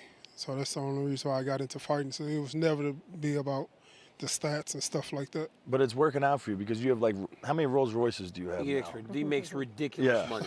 Yeah. Derrick Lewis He's makes, loaded. Derrick Lewis makes ridiculous money. Nah, I don't make enough. There we go. See, that's a businessman right there. How cool was it to see former Steelers coach Mike Tomlin do your celebration during the season? Did you see that? I'm sure you must have seen it somewhere, right? Yeah, that was pretty cool, you know. And I like how he knew my name instead of saying like, oh, it's that one guy that always says balls is hot. People don't know my name, but they say, oh, the guy that says my balls is hot. I'm glad you brought that up because, as Chris mentioned when he asked the question, you have so many great moments. You fought legends, you fought champions, you fought so many great guys. What is your legacy? What does legacy mean to you, and what do you want to be remembered for the most? Oh, I really don't even care about no legacy. It'd be good if people forget about me. Like, I'm all about my family. I don't even want to hear about none of this fighting whenever I'm done. Derrick, whenever you, when did you realize you had like crazy power? Like, when did you realize you had? Because I'm gonna tell you, when I was fighting Derrick, I would just grab his leg because I didn't want him to hit me. One time I was holding his leg up and you probably frustrated because I kept grabbing your leg. Yeah. Derrick went like this, boom. When I went home, my eye was so swollen. I never told you because I didn't want you to. I hit you in the back of your head too on purpose, and I hit you in your face. Dog, my eye was so swollen. Mm-hmm. When did you realize that you had all that power? I was like, holy shit. Yeah, I've been new. That's the reason why I got in trouble, because the power I had. You could knock. So you hit me behind the head on purpose? Yeah. You a cheater, dog. No, you was cheating. We go into all of that, really. On the podcast? We go into the podcast. On the podcast. Because y'all already knew what was going on with me before the fight, so we could talk about that. I'm coming on your podcast. Okay. I can't all wait. Right. That's good. You with your manager? Where is he? My coach. Yeah, coach, make sure me and Derrick do this podcast. Derrick, thanks, man. Always a pleasure. Good luck. Thank you. All right, buddy. Good luck, man. Hey, you like feeling like a woman when you put your hands inside of his? Small hands. Little small baby hands. Don't do it, Helen. Nah, don't lie. They're not that much bigger. Yeah, dude, your hand went inside of Derrick's hands like that. Yeah. Step off. You want to see two men shake hands? Derrick, shake my hand. Say hi to April. Look how a man's Look hand. how you hold your hand. But this is how a man's hand fits inside of another man's hand. Oh. Hell, he put his little small hands up in there. Bro, that's how we dealt with the bullies back in high school. They're in his face. He goes, step off. Step off. He tried to make his voice deep. Step off. Get out of here. You don't want this. You don't buck up this tree.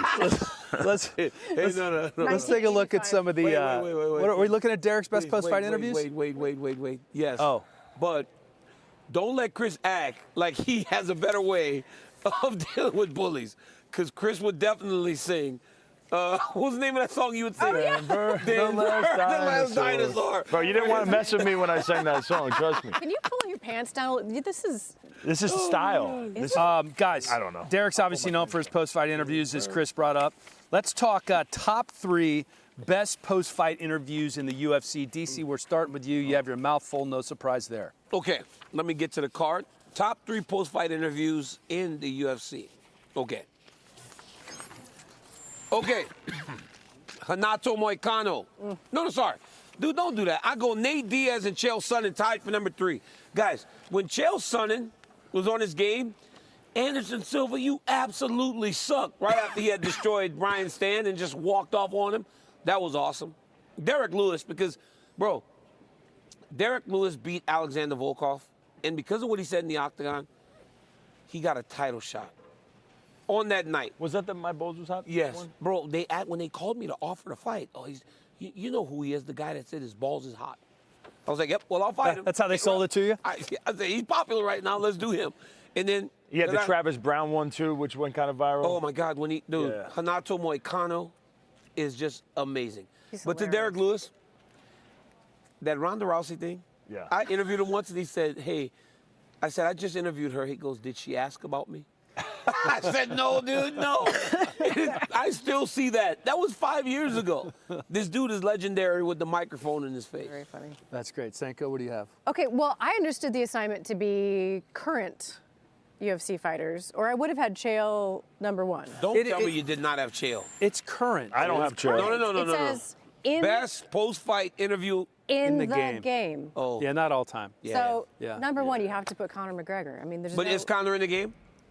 Technically, technically he's not in the game, though. He hasn't. It's been 4 years. Chael's not in the game. Dana said he's in the running for the White House card. Yeah, he's going to be on the White House. He's He's been in the running for 3 years. He's going to fight this year. It's fair. I don't have Connor on my list.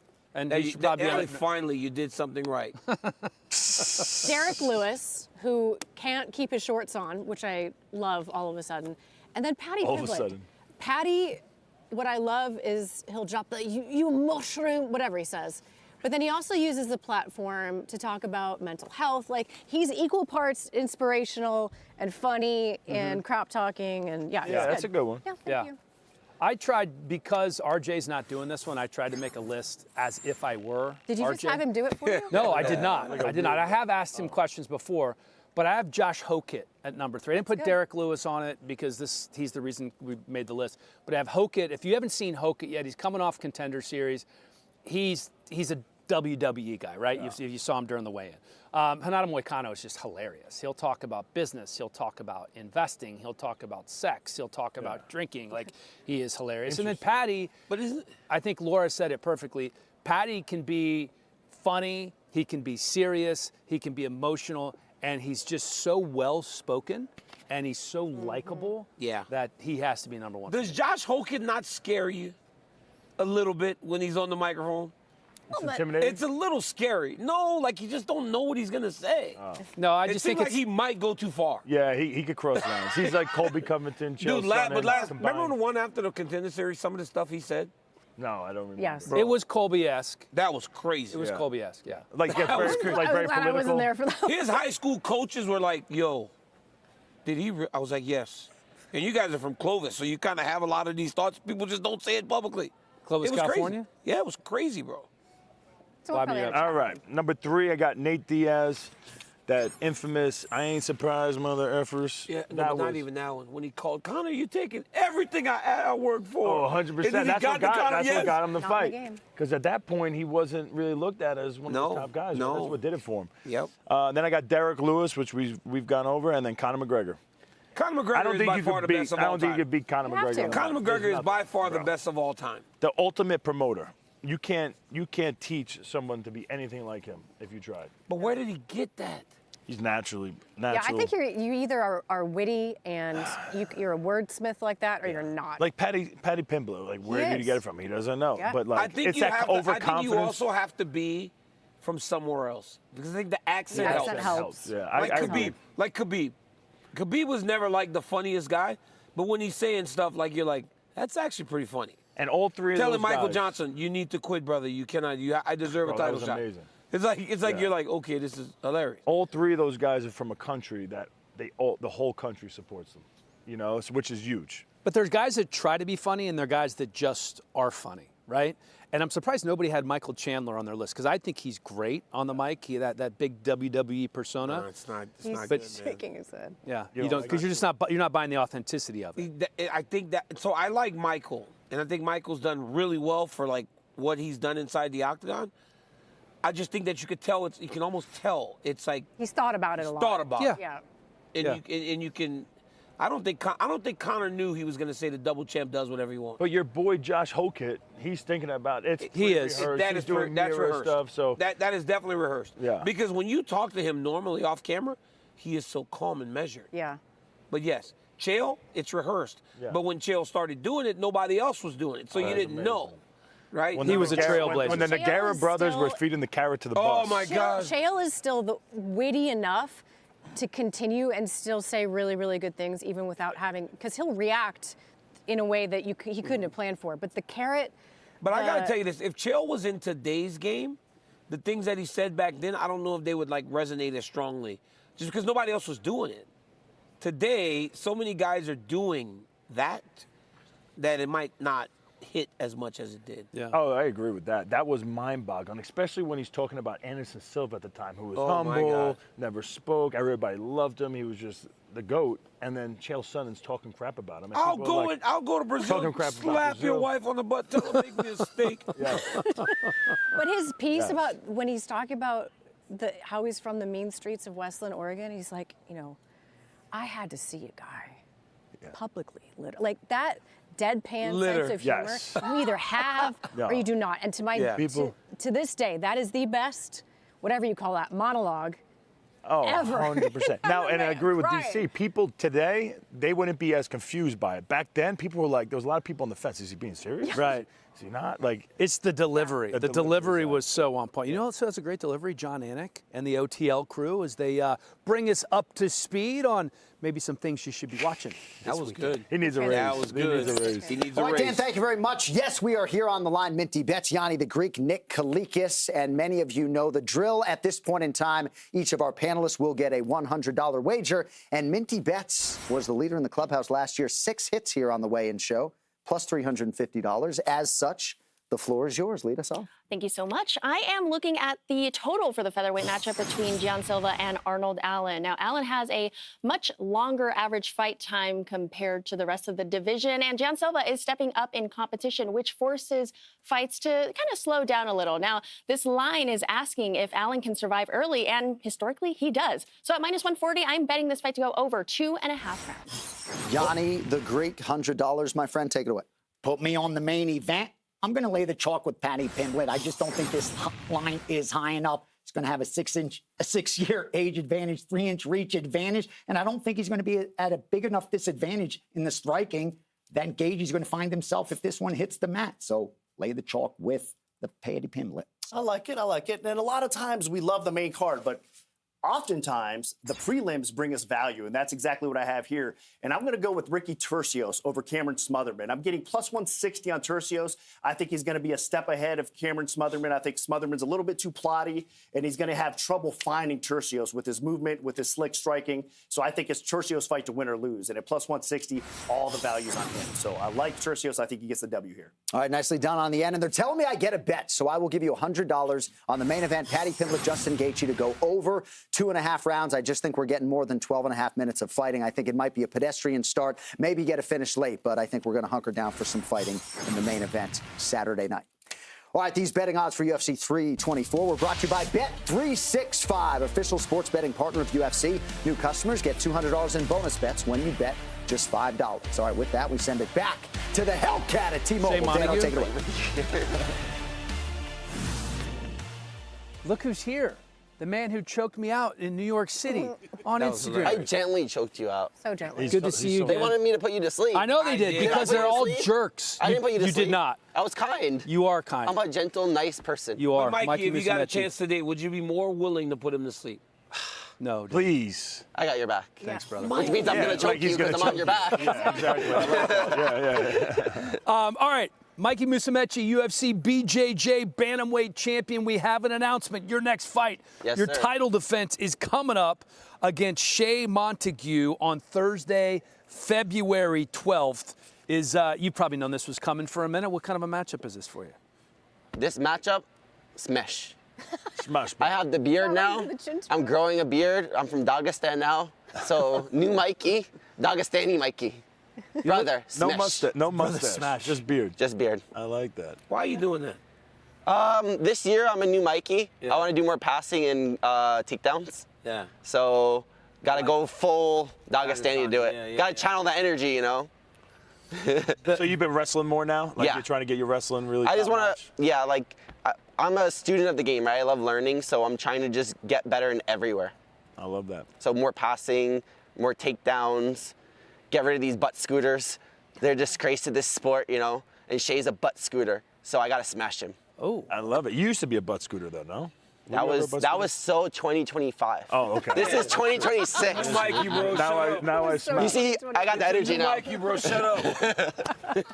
Last time we saw you in the bowl, you got the win with the Mikey lock. Yeah, stupid leg lock stuff. Yeah.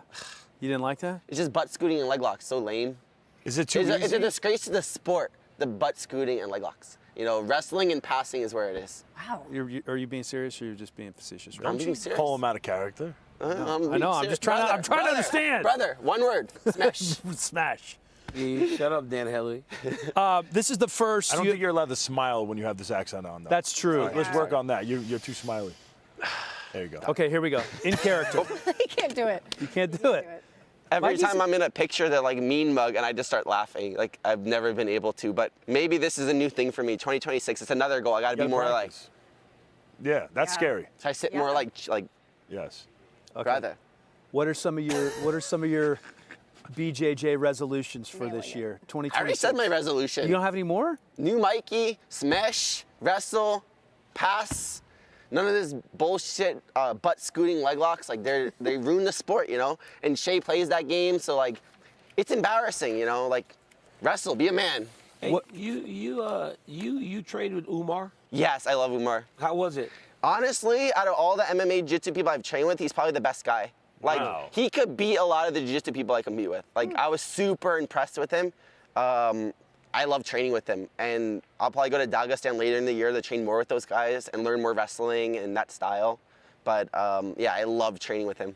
Mikey, I got a question. So when you first fought in UFC BJJ, it was named something else before at the time. Fight Pass Invitational. Yes. You and the guy grappled. Yes. It was like a very slow match. So boring. It was very slow, and I was like, I don't know, like. But then the next couple appearances were more fun and more fun and more fun. Yeah. Did you realize though that with that stage, it would be on you as one of the faces of it to give more exciting fights? Honestly, that first match I had 3 ulcers. Okay. And so that was like really messing me up. So I haven't been. Just kept trying to leg lock you the whole time. I was in a leg lock the whole time. I had him in a leg lock, and he was just like stalling in the leg lock spot. Yeah. You know, just playing strategy. Then the rules changed, so it's a lot harder to do that, the new rule system. And now, I was kind of ill like my first 2 UFC matches. My last match where I submitted the match fast, that was the first time I've been healthy in like a year. Like 3 ulcers is very hard to get rid of. Yeah. So it took me like a whole year to remove them. And that's why I feel so much stronger and better now. Did you see? The medicine was killing me. Like I wasn't like absorbing vitamins and things. Yeah, but now it's growing very fast. Yeah. Do you think that is, in part, due to more fun fights? I think that I put this crazy pressure on myself to make the matches more exciting, like you said. But all the fights are fun. Yeah. Now, like a lot. It's the rule set. It's the rule set. The rules make jiu-jitsu more fun. The rule set now, you can't just play strategy. That first Fight Pass, it was with points in the old school way, which is the goal of that isn't actually the win by submission. The goal of that is to just stall, play strategy, which is really boring for people. Jiu-jitsu is boring for people in general, but at least now the rule set favors submission, so it makes it more exciting, right? Yes. So I think that helps.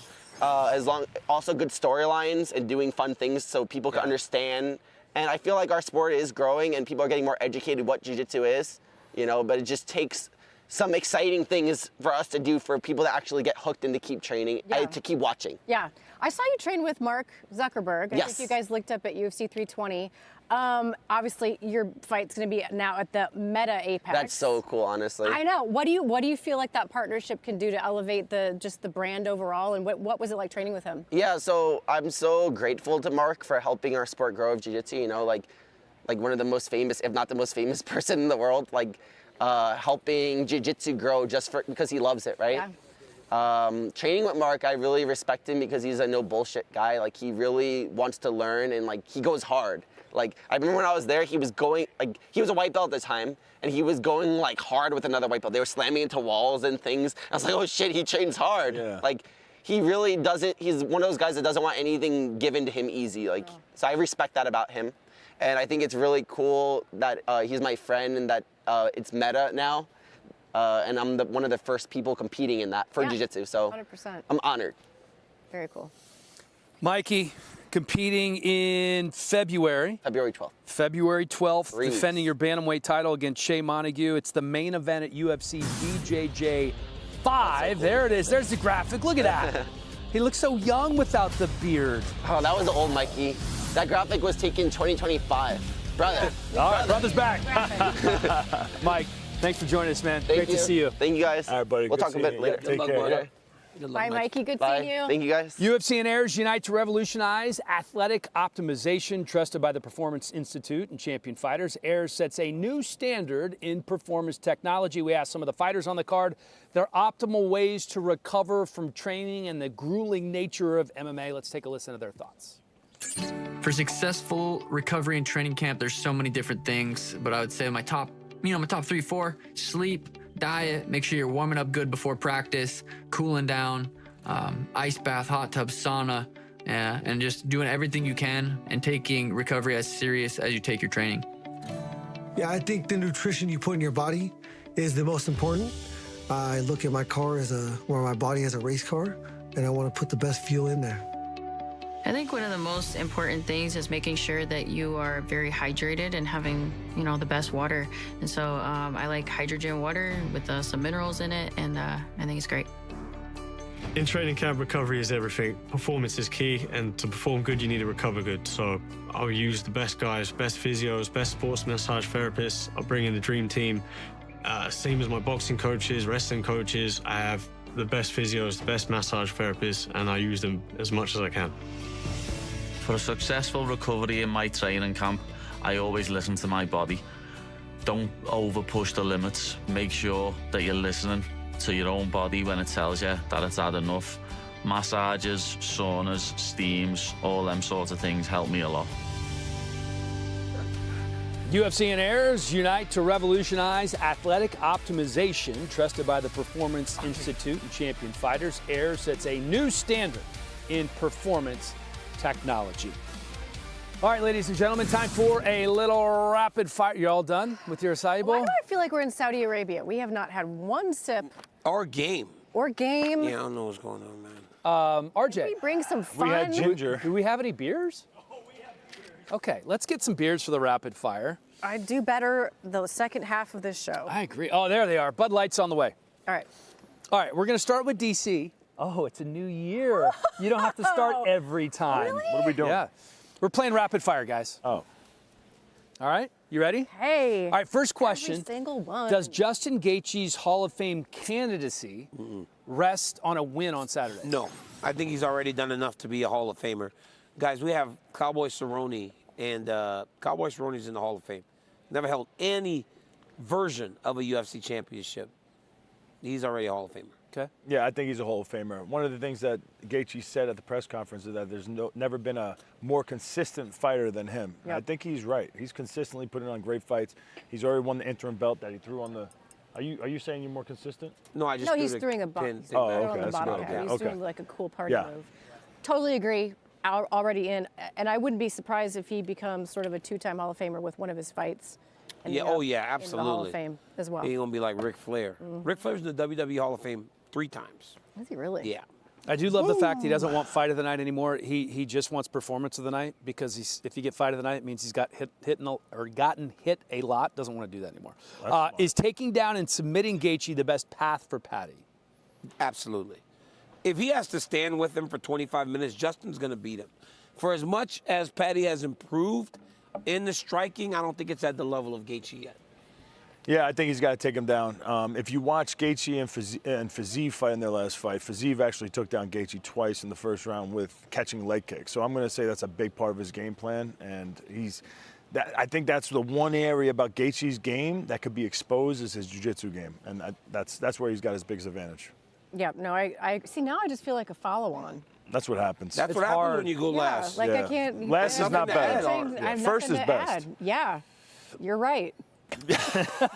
That's it. That's all. That's enough. You asked for this. Rapid fire. Yeah. Okay. Who will the winner of the Gaethje Patty fight face next? Topuria. They'll fight Topuria. I think Ilya will be back, and I think you have to fight the champ. Topuria. Topuria. I can't say it. Topuria. There you go. Yeah, I think that's the only. I mean, even if they have to wait for Topuria to get all of his stuff taken care of, that's the fight to make. What if he's not available? I'm just going to say something because otherwise I would just be agreeing with you. What if he's not available? Armin. Hey, yeah. Or did they put Connor in with one of them? No. For what else? His name is Ilya Topuria. But don't look at me. No, I'm saying, the only person that would say Topuria wears like socks, pants, and shoes combination like that. Look at the the shortest dude. pants. Look at his I have been trying to get him to pull them down. This looks like he's a French guy sitting at a coffee shop going Topuria. Is this not good style? It's not the sock to pants, like it's too high. The pants are just stand up and pull your pants They're so down. tight that when you sit. I think it's important to class up this set a little bit. So I do not apologize. I apologize to absolutely nobody. I mean, you're sitting here like you're Topuria. Topuria. Well, he thinks this is the pre-show. Yeah. He's getting ready. Yeah. I mean. He's on a main card pre-show. Yeah, his balls have dropped. He's on a big show now. That's offensive that you just said my balls have dropped. Well, they finally have, and your broadcasting balls have dropped. Do you want me to start coming at you with MMA trivia? You probably should. From 2017. Hey, let's move on. All right, number 4. Is Gaethje the most dangerous lightweight in UFC history over the course of 5 full rounds? I'm going to say no, because Max Holloway now fights in that division. And I think Max Holloway is insane over 25 minutes. Or Khabib. Most dangerous, though? Khabib. I don't think Max is as dangerous. Yeah, he is. Gaethje Dude, he knocked rounds. Justin out in the 24th minute. That's danger. I know. But that was also like... It's like the definition of danger. But that doesn't happen very often. That was kind of a crazy thing. I was thinking Charles Oliveira, but then when you say 5 rounds, I don't know, because he almost kind of got finished by It's like in the context Chandler. of if you go 5 full rounds. Who's most dangerous? Who's the most dangerous? And I think Justin is. I think it's Max Holloway. I'll go Gaethje. Let me tell you why Max Holloway. Because he never stops punching. And as the fight goes on, he just gets more and more activity. Who did he beat up in the Apex where he threw like 500 punches? No, it was Calvin Kattar. Oh, my God. That was the flow state. Yeah, that was crazy. But it's like that, right? That was in Abu Dhabi. Oh. Over 25 minutes, he did that. Oh. Yeah. It's crazy. That was unbelievable. That was dangerous. Okay. That was dangerous. All right. I guess it depends on how you define danger. Patty questioned Gaethje's sparring partners who could match what Patty does. Is he right on needing specific partners for the opponent in front of you? We've tried that. We've all tried that to replicate what we're going to see. You can't. The guy that you're fighting is the only person that's going to feel like he feels in the octagon. I don't think it matters all that much. You try to get as close as you can to what you're going to see, but you know how to fight at this point. Gaethje's been in there with all the best in the world. What was the question? Guess who's here? Who? Michael Chandler. Oh, let's go, Chandler. Chan man. The best post-fight interviewer in the world. You were number 1 on my list. No, you weren't. He's such a liar. What are you talking about? What's a liar? Hold on. It was. What? Chandler's pants are tighter than your pants. Always, dude. Well, I mean, those things, my goodness. My goodness. I've always got the tightest pants. You ever see Chandler play golf? Yes. He's those dudes. He's got like the girl shorts up all the way up here. He's like, oh, your jeans are tight? Hold up, I'm going back and change. Hold my beer. Yeah. I got more confidence, though, because I have skinny, ugly-looking legs, and I wear tight pants anyway. You have beautiful, jacked legs, so it's easier. Say it again. Say it again. Beautiful, jacked legs. Hey, listen, okay, I watched That Michael hurts. Chandler on a golf course one time, and his shorts, no lie, were... This is mid-thigh? Not hugger. They were... Mike, Like a stand up. bikini. Mike, where were your shorts? They were They're easily right there. Yes. Dude, Oh, And he pulls them. Zoom in, guys. And Zoom in. he pulls them up too. Yeah, no, I do. I pull them up. I feel more free. Yeah. I feel like I got more dexterity. Did you feel like, because we've all played golf together, did you feel like more of a man or less of a man when Chandler's quads are busting out of those shorts? Bro, he hits the ball so far. I know. When But- it's straight, Yeah, but it's not straight. it goes That's the really point. freaking far. It's not straight. Hey, let's talk about the time Chris Weidman broke my driver in half. His brand new driver I had that a he's brand loved. new driver, and we were in New York. New York, right? yeah. We were, and I was like, hey, you got to try this extra stiff I felt shaft. so I just bad. got it. He's like, okay. All right, I'll give it. Too much Wrapped power. it around his neck, and But almost, it was been bad. I didn't hit the ground. I hit the ball. It was a great drive. I don't understand. The freaking club broke. I felt terrible. I told him I'd pay for a new one, but he refused. That's not true. Michael Chandler don't need no money. I've been hounding him for weeks. So like, yo, hey, dude, I haven't played golf since. Yeah, sorry. You're coming in on a game of rapid fire, but sorry. before we get to this rapid fire, because you're obviously gonna play with us. Who better to ask about this main event than you? What's your take on it? Oh man, I think if you would have asked me a month or two ago, I'd be 100% Justin Gaethje. But there's something about as the fights get closer, you know, and as the chatter keeps going, as you watch the way guys are operating, the confidence that they are moving with. Patty, I would not be surprised if Paddy Pimblett is the interim champion on Saturday night. But I think he's just got more ways to win. Mm-hmm. I think Justin is hands down more violent, more tuned in. He's fought bigger names, better names. But Paddy's, I feel like there's these moments in this sport where you kind of feel like this might just be this guy's time. What do you think about? Hang on, mine's more important. No, hold on. What do you think about this? No, I gotta get this out. Like, what you are the guy that they're using as like almost like the comparison tool and the measuring stick on what happens in this fight, because you had a close fight with Gaethje. Yeah. With Pimblett, it wasn't as close. Yeah. So do you think that's a fair gauge to use? No, because if you've been in the sport and you know that every training camp is different. Yeah. Certain fights, you are 100% dialed in. Should have taken the fight. Should have taken the fight on short notice. Should have taken it maybe with an injury that you might be nagging with. I think where I was at mentally when I was fighting Gaethje compared to where I was at mentally and physically when I was fighting Paddy, it's different. But I will say, and I've said this on the record, Paddy is way better than anybody's going to give him credit for. That's important to know, because a lot of people don't know that you have in your mind, you weren't the same fighter in that Pimblett fight that you were with Gaethje. What about his striking? Did you feel any threat with Pimblett in the striking? Because ultimately he was able to win because of the ground game. Yeah. Well, honestly, I think Paddy's greatest strength with the striking is the fact that he doesn't have strong striking. Mm-hmm. And to break that down, I think Justin Gaethje is the alpha male. He is the hunter, and he's going to be looking at a guy who is subpar to him, and he's going to think this guy is not a threat whatsoever. But it doesn't really matter if you think he's a threat. He's long. He's going to hit you. Big. He's going to hit you. You know, and you get in Gaethje's head, and he's to a hammer. Everything looks like a nail, and to him, Paddy Pimblett is a nail that he is about to smash. And I'm telling you, he's durable. He's confident. He's kind of herky-jerky, a little bit awkward. Yeah, he's very awkward. And he's gonna hit Gaethje. Do you think he can take him down, though? Do you think Paddy can take Gaethje down? Now, the thing about Gaethje is he's really hard to take down, not because of his traditional wrestling defense necessarily, but he does these crazy flips and these scrambles and stuff. But Paddy is very long arms, great at using his leverage, and if he gets his hands locked, or even if he just slows the fight down and doesn't let Gaethje get that rapid. But that's the thing, right, crazy. Mike? He's not shooting double legs; he's bare hugging you. Yeah, right. And that's like it changes the whole game. Like, nobody's taking you down with a single leg or a double leg. No, it's always the drag down. It's a drag or grab off the cage. There's a lot of judo. Yeah, there's a lot of judo. No, and that was the biggest misconception coming out of wrestling. You guys probably the same thing. Come out of wrestling, you're like, man, I'm going to take everybody down. The cage is going to help me, and if I used to take guys down in the open, I'm definitely going to be able to take them down on the cage. Not true. Like it's a different type of grappling and different. You and I were better than Chris, so we could have thought that. Chris just was like, I hope this works out for me. And then there he was. We were better wrestlers. And all of a sudden, he's wearing gold. We were better. Yeah. Was Paddy stronger more than you. Than you anticipated? Yeah, I mean, but it's about the body type and the length too. Like his the difference between taking a guy down who's your height compared to a guy who's a little bit longer. Mm-hmm. But I think the biggest differentiator here is the confidence. And I'm not saying Gaethje isn't confident. He's a heck of a competitor. He's mad though.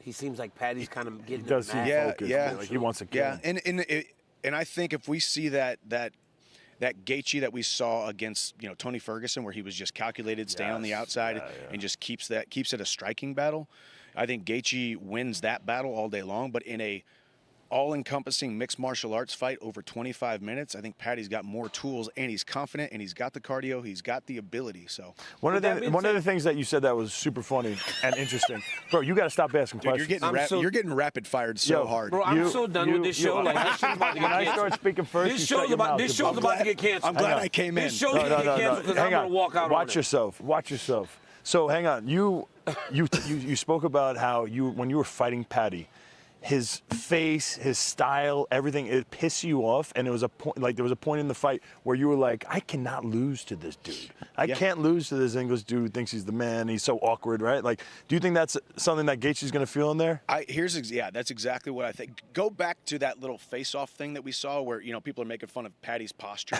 Like, he does not look like a world-class athlete who is supposed to go out there and win a UFC title. Yeah. He's kind of that, he started when he was young, little nerdy jiu-jitsu kid, and then wasn't ever supposed to be here, and he kind of still has that about him, but he's got this quiet confidence about him, and he has grown into a grown man who now we can finally say was actually born and bred for this moment. But before this, a year or two ago, so I do think Gaethje's going to look at a nail in front of him, and he's going to walk in there as a hammer, and he's going to be a little bit harder to drive that nail into the 2x4 than he thinks it is. Yeah. Michael, what's going on? Did you want to say something? Oh, I'm sorry, Chris. Yeah. Oh, now you're coming at me. Oh. Yeah, well, They tell you to say that. he's wearing a jacket now. I know. You wear a jacket. You know why? You should be wearing a jacket. This is Paramount. This is the first episode of Paramount on Weigh-In Show. Everybody should be wearing a jacket. Everybody. These two have a budding bromance, which is just flourishing even more right now. We found out a couple weeks ago. I was going to ask you about what is next for you. Oh, guys, come on. What is next for me? Why don't you ask Dana?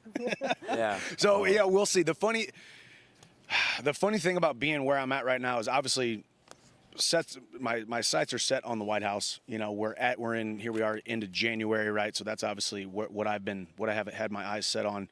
Who's the opponent? Dana says it's not Conor, so we'll see. We'll see who it is.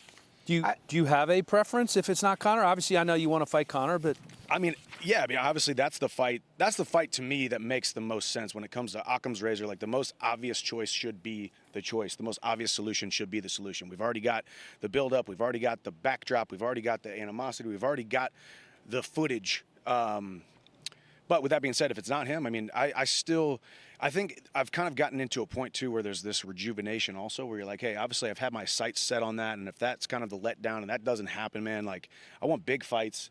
I want to get back in there and fight a top guy. I want to get back in there. I don't think my last performance was indicative of my actual skill set and my fire and my passion for the sport, just for some outside circumstances. But, man, I don't have a preference, but I want a big fight, So we'll see what happens in March. Max versus Charles. Armin's out there always talking about people. That's true. But these are not fights that I necessarily deserve, right? We're in this sport where you're like, hey, man, you just lost your last fight. You can't go out there and fight number 2 next. But, man, I just hold it like this. And whatever comes my way, comes my way. But hopefully Conor at the White House. Yeah. Just don't ask Dana. Yeah, don't ask Dana. Just don't ask the boss. Nobody ask him that. Surprising. Who cares what he says? Michael, thank you, brother. I appreciate you coming up. Good to see you again. Man, good seeing you, brother. Weidman has a new driver on order. Mike, this guy is great on TV. I'll tell you what. I'm about to steal this water, too. You know what I was thinking this whole time as Chandler's talking? Like, Weidman's getting this big break. He's doing the pre-show. He's doing the post-fight show. Like, you're pretty freaking good, too, bro. Yeah. Hey, like, you better watch your back. He's you way come out better on a than blazer, me. it's going to be trouble. He's got me. Yeah, if I wear a blazer next time, I'm just going to take over. Thank God you didn't. I'm just going to steal questions from DC, though. Just not let him get in a word in edgewise. Yeah, that's what you got to do. Yeah, beat up the little guy. Establish your dominance. Well, we know who the alpha is on this side over here. It's clearly Weidman. I shut him up. I'm literally not talking for. This will be the last thing I say for the next 45 minutes. Let's see how good y'all show do without me. This will be fun. He's so sensitive. It would be fine with you, Laura. But let's see how good these two do without me. Oh, let's go. I think we'll be pretty good. All right, Chandler, you're going to have to watch that. Thank you, my man. Thank you, guys. Good to see you, bro. Bye, Michael. Good seeing you. Yes, you. My man. Good, All right, good seeing you. Heck of a coat. Heck of a jacket. Oh, thank you, man. I appreciate my gosh. that. I am going to steal this. Thirsty. Chandler, what's in your back pocket? Yeah. The beauty and wear type. You can't ask him questions like that. Like an X-ray machine. I know, dude. You just see everything. How'd you see through those pants? All right, well, Michael Chandler, certainly one of the more exciting fighters in the UFC. Justin Gaethje's up there as Do well. I need to walk over there and tell you you're a big boy? No, give him a hug. I'm going to. I feel like he needs it. This is your show. This is our show, but it's mostly your show. Lean in, Sanko. And There Chris, we go. Listen. Motherly advice here. Chris is just feeling his oats, okay? He's going through broadcasting puberty right now, testing the limits. I'm in my teenage years. He thinks he's a man. I'm mad at his jacket. I'm mad at his jacket.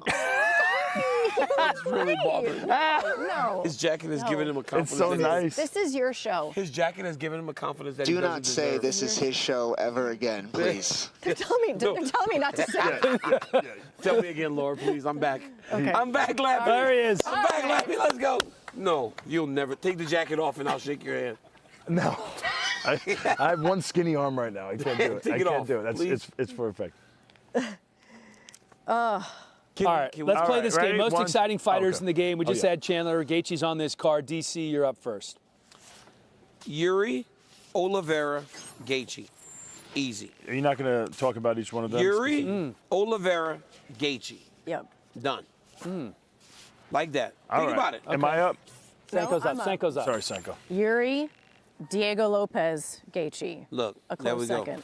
All right. This is a little bit of a surprise. But You're not honestly- up yet, son. Okay?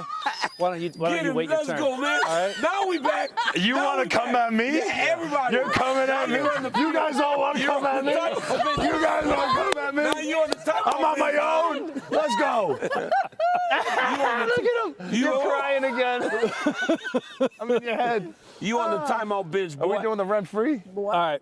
I don't know how you guys left Alex Pereira off your list. Like, how is he not one of the most exciting fighters? And, Oh, that's brilliant. Yeah, and Ilya's number one. Nobody's more exciting than Ilya. That was brilliant. So if it's just exciting is just knocking people out, we're talking like exciting is like where you go back and Yeah. forth and it's like a war You at take times. risks. You take You're it's like crazy.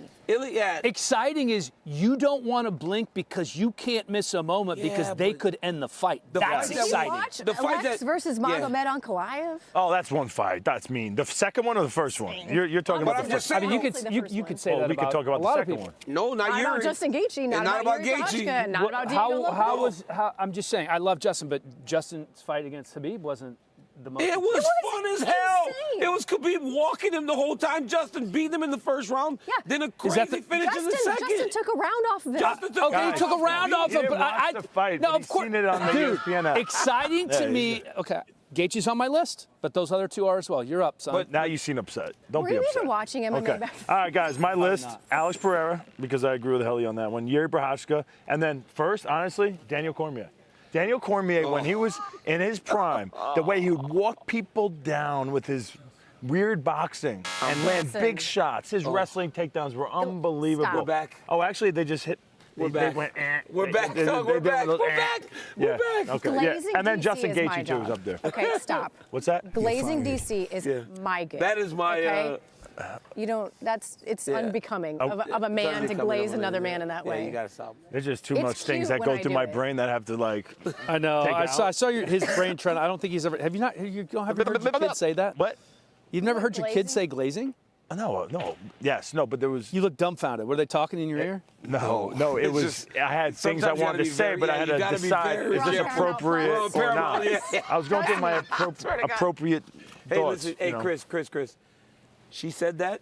You don't have to say it. Go look at the comments in like an hour. Then you'll be like, okay, everything I wanted to say, they said. That is true. Yeah, that's true. They'll say all the The comments on this comments show are crazy. They're very negative. unbelievable. Y'all think. You out talk about loud wit what and we humor. like to say. It's pretty good. Oh, that's awesome. That's Yeah. awesome. There's going to be comments on your whole outfit, your socks. Well, I think people are going to be impressed because I took this serious, and I show that with my uniform that I wore for today's show. Don't you have a guys, master's degree? It's seriously. you have an Apple Watch on? Yeah.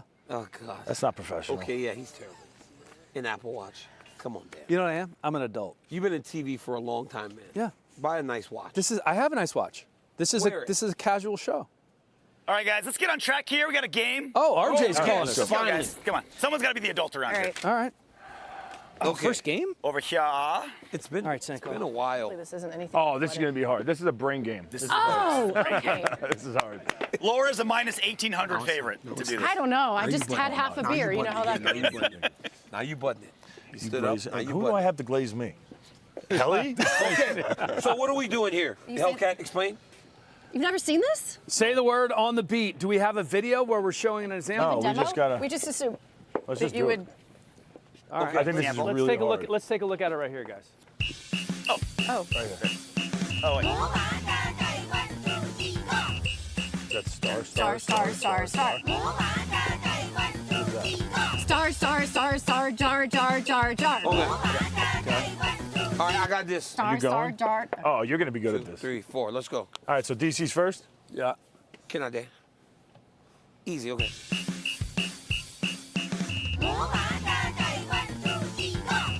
You have to say it. Star. Oh my God, that's like elementary. Star. Jar. Star.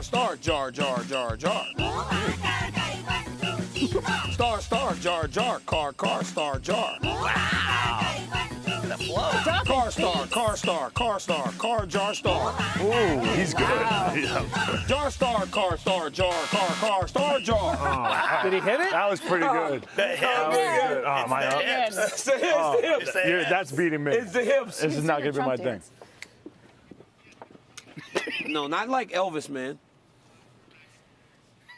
So they never switch it up. They always go in the same order. Like I hope it's the same. No, it'll be a new one. Doesn't bounce It'll be a around. new one. Is it still one? It has to be. Star. I don't know. Frog and dog. You're supposed to be talking. Dog. He's out. He's out. Frog, dog. Frog, dog. Dog. Frog, dog. Frog, dog. And frog. Cat, frog. Cat, dog. Cat. He's out. Dog, cat, frog. Dog, cat, frog, dog. He's out. Oh my God. We got the same level. We both got the 5. We both got the 5. 3, bro. Look where I'm at. 5. They let you keep going. And they do it. Well, they're gonna figure that's it how out you in say the truck. dog. They're gonna figure it out in the truck when you got out, which was at 3, I think. You're excited right now. This is what you're made for. You're the TV guy. You're the professional. You're You need used to to do this. enunciating your words.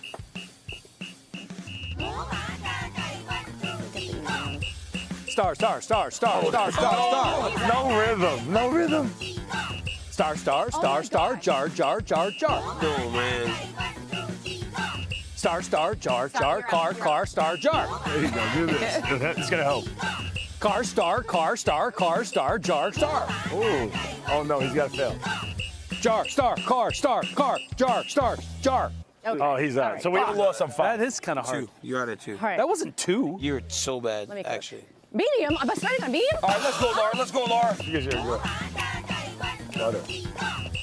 Butter. Butter.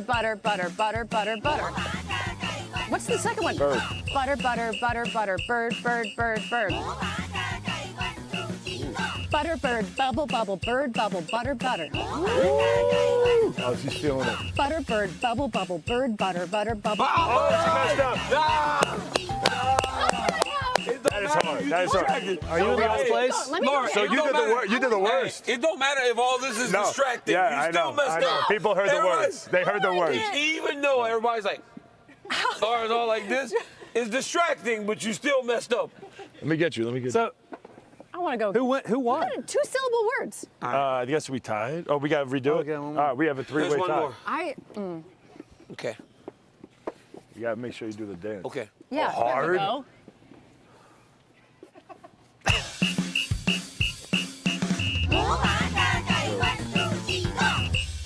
Rose, nose. Rose, nose, hose. Stove, horse, rose, hose. Oh, no.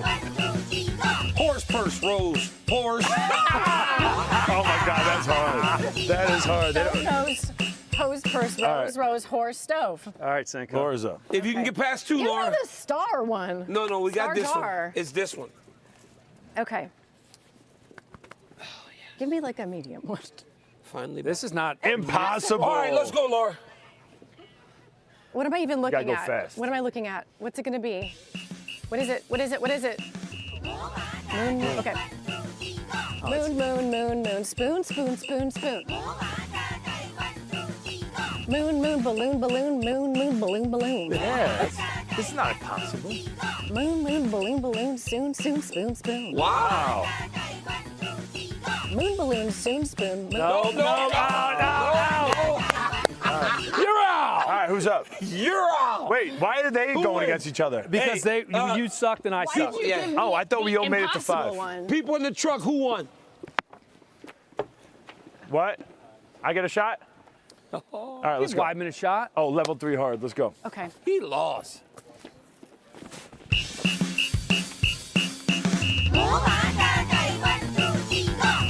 Rose, nose. Rose, nose, hose, stove, horse, rose. He's out. Horse, purse, hose, nose, rose. I'm out. Oh, God, I'm so slow. Chris is like the kid that you're like, you know what, just let him just play it. It's fine. It's cute. Keep it going. He's trying. DC, you're pretty good. And he had the little shimmy. Yeah. Where is the wheel? We retired the wheel. Oh, the wheel's not back. We retired the wheel. For 2026. Can we go right into another game? My suggestion is just mute Chris's mic. A punishment per show. Like whenever someone has to, instead of spinning the wheel, it's like this is the punishment for this show. We're thinking Makes like, sense. A universal punishment? A universal punishment. What do you guys think? We're still brainstorming here. I don't know. I think to have to run up and down the stairs. No. How Like about 5 watching times. Helly and Weidman dance? That could be your punishment. Watching Helly and Weidman dance. So Michael LaPlante, Lappy, our producer, says watching Weidman and me dance could be a 30 punishment. seconds. I will never try to act like I'm a good dancer. I have negative rhythm. Do you remember it's when we had the embarrassing. dance instructors on? How bad you were? Yeah, but I'm just bad. In Brazil. I'm just. Did I do that one? No, I didn't. It was a different one. It was the salsa dancing in Miami. Salsa dancing in Miami. Yes. I did that one. Yeah, I wasn't in the. Yeah, you were the worst. Hey, let me tell you something. The salsa dancing in Brazil. Let me tell you I know, I missed that some one. women out there, boy. How many? Oh, they had a couple big. How many They pissed had off a couple wives were big there? Amazon women up there, boy. I was like, I've never holy seen shit. Dean Thomas happier in his life. bro, In Dean his Thomas, game. he learned the I salsa as fast as followed you could. one of the women around for 2 hours after the show was over, man. Don't say that out loud. She was just walking around the arena. She was like, "Can I go home at some point?" I'm like, "Yes." Was that the best thing we've ever done All on the y'all's show? eyes were so big. It was crazy, bro. It was crazy. Who were the analysts on that show? Because I remember watching the clips. Wasn't me. Anik was on that It show. was Brazil, though. Dean Thomas. It was Dean who I'm thinking of. Dean Thomas' face was full of just saliva off his lips. He was just. He was going crazy, man. Giddy. I said, "Put your tongue in your mouth, Dean." By the way, man, you're classy. By the way, Dean, we had last night at dinner. You're classy. Dean Thomas is the only expert who thinks Gaethje's going to run through Patty. Well, I think that's a little bit of a stretch. I don't think you never asked me what I thought, and I can't tell you. But well, that's why I didn't ask you. But what if I? He also said thing? expert. So. I'm just saying. I just thought it was interesting. I respect Dean's opinion. he He's a really could. smart guy. He could. Car, jar. RJ. So also in 2026, they gave me a camera again and let me loose Yes. on the Let's presser. go. This one was PG rated, but I think it leads into a list. Take a look. What's up, guys? I'm here right before the UFC 324 presser gets going. So there's fighters out there that you love to root for. It's also fun to root against fighters you hate. But there's also a very rare group of fighters you used to hate, but now love. So I'm asking fans, which fighters are that for you? Let's go find out. So we're asking fans, who's a fighter you used to hate, but now love? That's right to the question. I hated Dustin Poirier. This guy's a punk. I used to hate Nate Diaz, but he's kind of a badass, so I kind of respect it. He just used to fight so sloppy and awkward. He just looked like a drunk barf. And it used to seem like his cardio was trash, and he kept winning. Yeah, he started beating good names, so it was like you gotta respect him. Ian Gary, they were calling him the dog. Just beat everyone's favorite fighter, Carlos Prates. How you cannot be a fan of these guys? Anyone who gets in the octagon, you gotta be a fan. But any one of these fighters can go in there and do something spectacular, and now you're the face of the sport. Kind of cuss a little bit, like can I say this badass? All right, man, that sounds great. I used to hate Nate Diaz. He's always a bit of an asshole, but kind of respect him as like a big street thug, badass. Was there like a fight or an interview or something specific you did that made you do a 180? When he slapped the shit out of Leon Edwards. He had it. He slapped the shit out of him and pointed at him. I thought it was awesome. It wasn't about winning or losing for him. It was about showing that he was a badass. Colby Covington. Just seen his heart, his drive, that determination, that will to win. Turn me into a badass. I'm gonna ask Dana White if I can. I'm telling him, man, plug me with some better seats, even though I paid like $1,200 for the seat, which is good. But yeah, I paid it. You know what I'm saying? I had to. Everyone wants to cover. That's like you too. And then hopefully Hasbulla. Oh, I know Hasbulla. Yeah. Does he have a prediction for the fight? Roof. That is stupid. Appreciate it. Yeah, man. Thank you, RJ. Well done, dude. You need a camera more often. Let's get your ass out there. I loved it. Yeah. Paramount era, baby. We got a budget. Did you We're sign going any crazy. autographs? Damn right he did. No, they didn't. No one could afford that. There was. How much you charge an autograph? A lot. A lot. What do you charge? I don't charge. I'm gonna charge $1 more than what you charge. All right, so you can charge $1. Yeah. I think that's fair. Yeah. Let's do another list. Let's talk top 3 fighters that you used to dislike, but you've come around on, right? Like, I don't really like that dude, but now I like this guy. RJ, let's start with you. I'm gonna start. Let's see my list. Top 3, graphic, and 3, 2, 1. Charles Johnson, just on haircut, exclusively for the haircut. But then he goes 4-0 in 2024, and you're like, okay, when you win that much, you're allowed to do whatever haircut you want.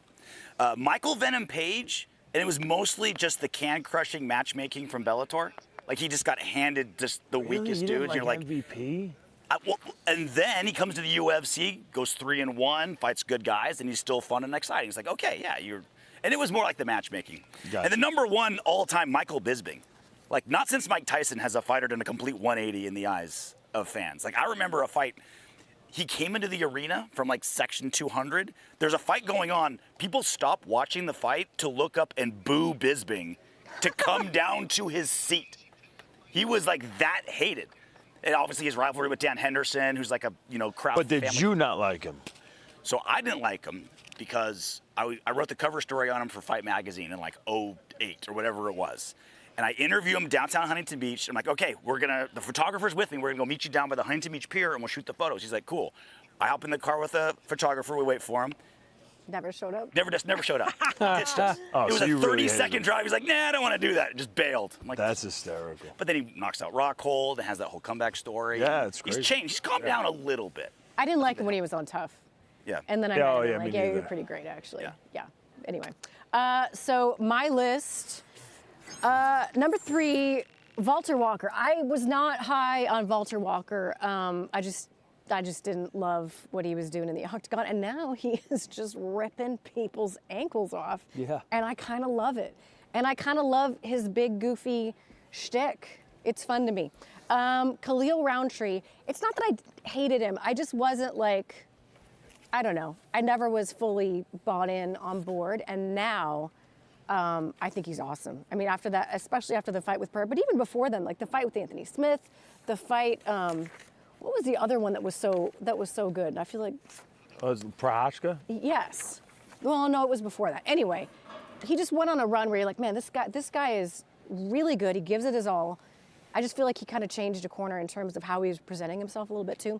And then Merab. It's not that I hated Merab. He was a little bit boring. And I did not see championship gold when I would watch him fight when he first arrived. And then he just started crushing people, and he let his personality loose on social media. And I was like, this guy is hilarious. Oh, he's the best. He is so funny. He's so sweet. And he's so generous with everybody. So, yeah, big Merab fan there. Turning point was when he jumped into the frozen lake. That was one of them. Everyone's like, okay, gosh, that's awesome. That was the best. Mine, at number 3, I had Paddy Pimblett. I was like, yo, this is just too much. It's like, this dude is like all hype, and people are just like, he's not fighting the best guys, and they're going to let him just beat everybody. It felt like they were building him like they were going to do Conor. And then now, after watching him go through King Green, Chandler, in the way that he did, now I'm like on board. And I saw him go through not being liked by people for a little bit, and now he's starting to swim again. Paddy Pimblett. Number 2, Charles Oliveira. I just thought Charles Oliveira was not very good. He was losing. It was like, how do you have this much talent and you're wasting it? Missing weight, doing so many things that were just, now I was like, I don't like this dude. Then when he became the champ, he was the man.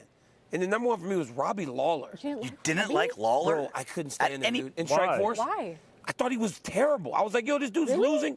I was like, everybody speaks so highly of Robbie Lawler.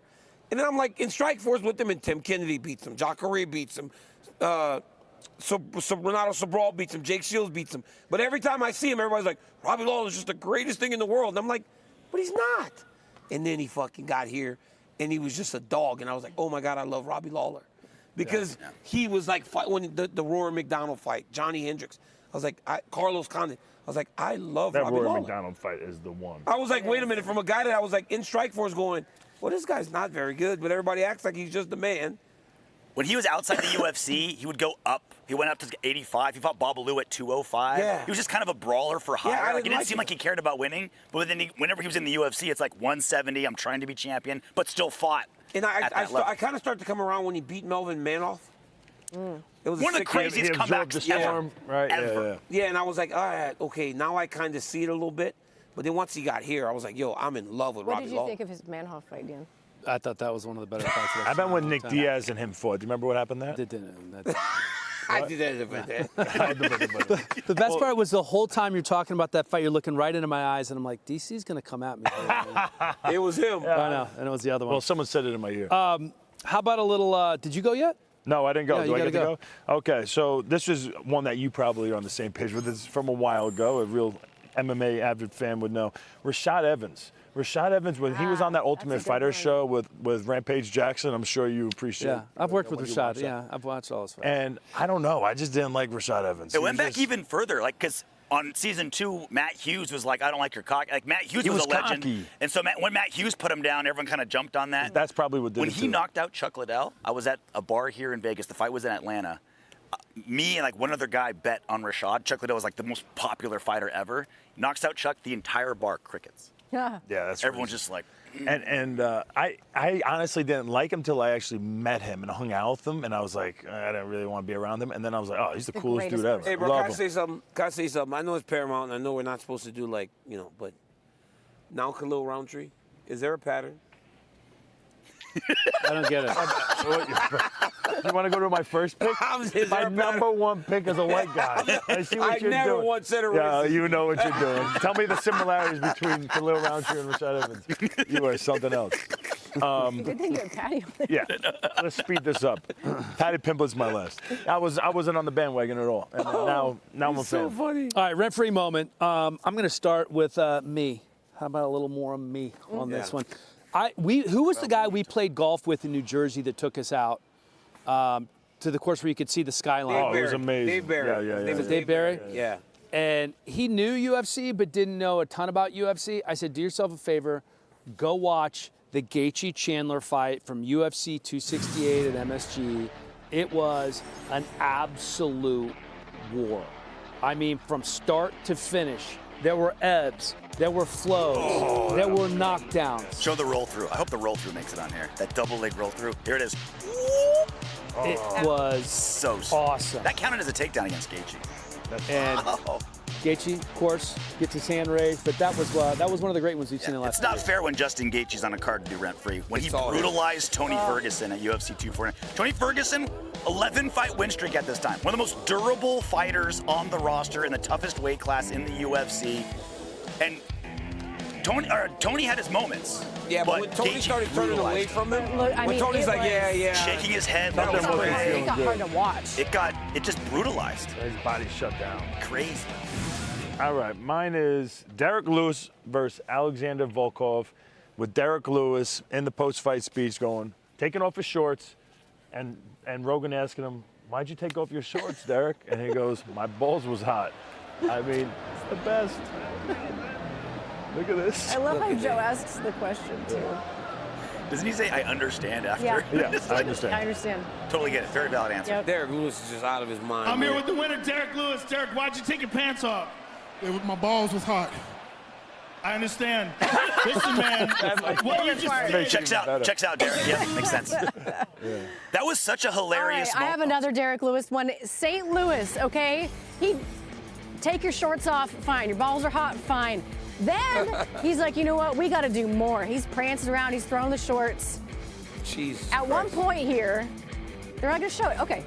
He takes his cup out, chucks it straight at the media. They catch it. I can't imagine that man. He didn't know what to do with it. And then he moved. My son was octagon side for that, and it scarred him. Oh, my God. But everybody's Never clapping. seen They loved it. a grown I've never man seen nothing like that in my pass life. like that. Hey, I got when Paddy Pimblett beat King Green. He hits him and hurts him. King Green shoots on him. Paddy goes guillotine right into the armbar triangle and submits King Green. Puts him to sleep in Manchester. It was nuts. The arena went crazy, and then you realize, like, okay, this kid might be a little better than we want to give him credit for. That's when I started coming around, right there. I think that was the tipping point. That's what I asked Anik at the beginning of the show. What was the tipping point? And that was a tipping point for a lot of people. It's going to be an incredible main event. Let's take a closer look. Justin's obviously a legend in the sport. He has got so much fight experience against high-level opponents. But Paddy's like the new breed. He's very well-rounded. He's not looking to just go in there and brawl with Justin. He's going to be looking to systematically break Justin apart and finish him. Paddy is super confident going into this fight. He believes, as we do, that he's got the skills to be the best in the world, so that's what we're going for. Ready? Let's go. I can see holes in his game. If I end up on the ground with him, if I end up on top of him, I don't think it'll last very long. Whenever we've seen him on the floor with elite grapplers, he gets submitted. Hey, nice. You got to go, Tom, yeah? If I get on top of him, I could submit him. But I can also see me TKOing him with ground and pound. The ref having to pull me off, just like with Michael Chandler, because his face is a bloody mess. I love elbowing people in the face. I love cutting people's face open and having them look like the Elephant Man after the fight. After the fight, we shake hands, but while we're in the cage, I'm trying to inflict as much damage on your face as I possibly can. The only way I can see me getting beat is a big right hand or left hook catching me clean. But Scousers don't get knocked out, lads, so that's not going to be happening, is it? You throw a left kick, right hand afterwards. You throw a left knee, right hand afterwards, okay? I've been being a world champion into existence since I was 15, so there's no way it's not happening. Nice, Pad. I'm bringing that belt back to Liverpool. That's it, we're brawling now, Pad. Bring to brawling. Whether I have to go halfway to hell and halfway to death to take it home with me, I will. Time.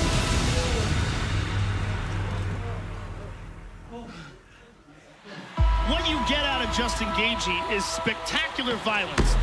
It's calculated forward aggression. The UFC did a really good job at putting on the fight that's guaranteed fireworks. Justin Gaethje really is the ultimate damage causer. I do not plan on this fight going the distance. Heavy with the leg, heavy, heavy. I'm going to finish this off the right way. That head kick was nasty. I've just got this mad vision of knocking him out. All eyes are on Paddy Pimblett when he fights.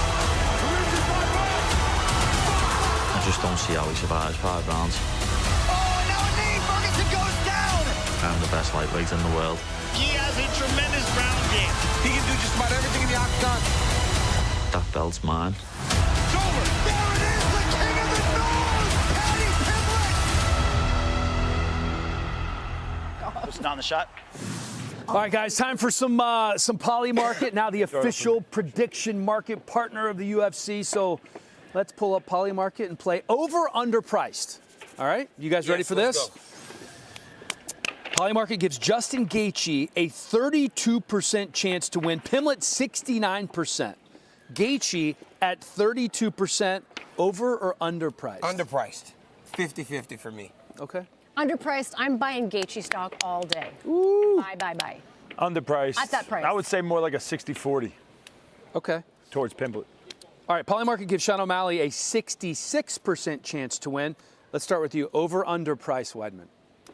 Overpriced, because Song Yadong, in a 3-round fight, that dude's explosive. I don't know. That's a 50-50 fight to me. Just a little bit over. Just a little bit over. Very, very just slightly over. It could be 57 to 43. Did you just do math? He did. That was good. He just added up. You actually did it right. Dude, by the way, what a great sports weekend, right? Paramount Plus on Saturday night from here at T-Mobile. Right here is UFC 24. Then championship weekend in the NFL, the AFC and the NFC championship game. So let's talk a little football. Poly Market giving New England a 68% chance against the Broncos and backup quarterback Jared Stidham. Yeah. Is New England over or underpriced? They're underpriced. You lose your starting quarterback. Yep. You're done. I mean, I know there's hope, but that the playoffs, man. God dang Denver. Yeah, it's over. How bad is that? They're underpriced. Hey, by the way, Zach Candido is they watching, wanted so Jarrett be careful Stidham. here. New England wanted Jarrett Stidham. I understand, but it doesn't matter. In He's got a Stidham, we week. trust. He has got a week to get everything in order. I think New England's underpriced for the same reason. Yeah. You lose your Okay. quarterback. And also Denver can kick rocks because I'm a Chiefs fan. So. Oh, fair enough. I'm going to go over. Overpriced. Yeah, overpriced. At 68%. I got Denver win that thing money line. Okay.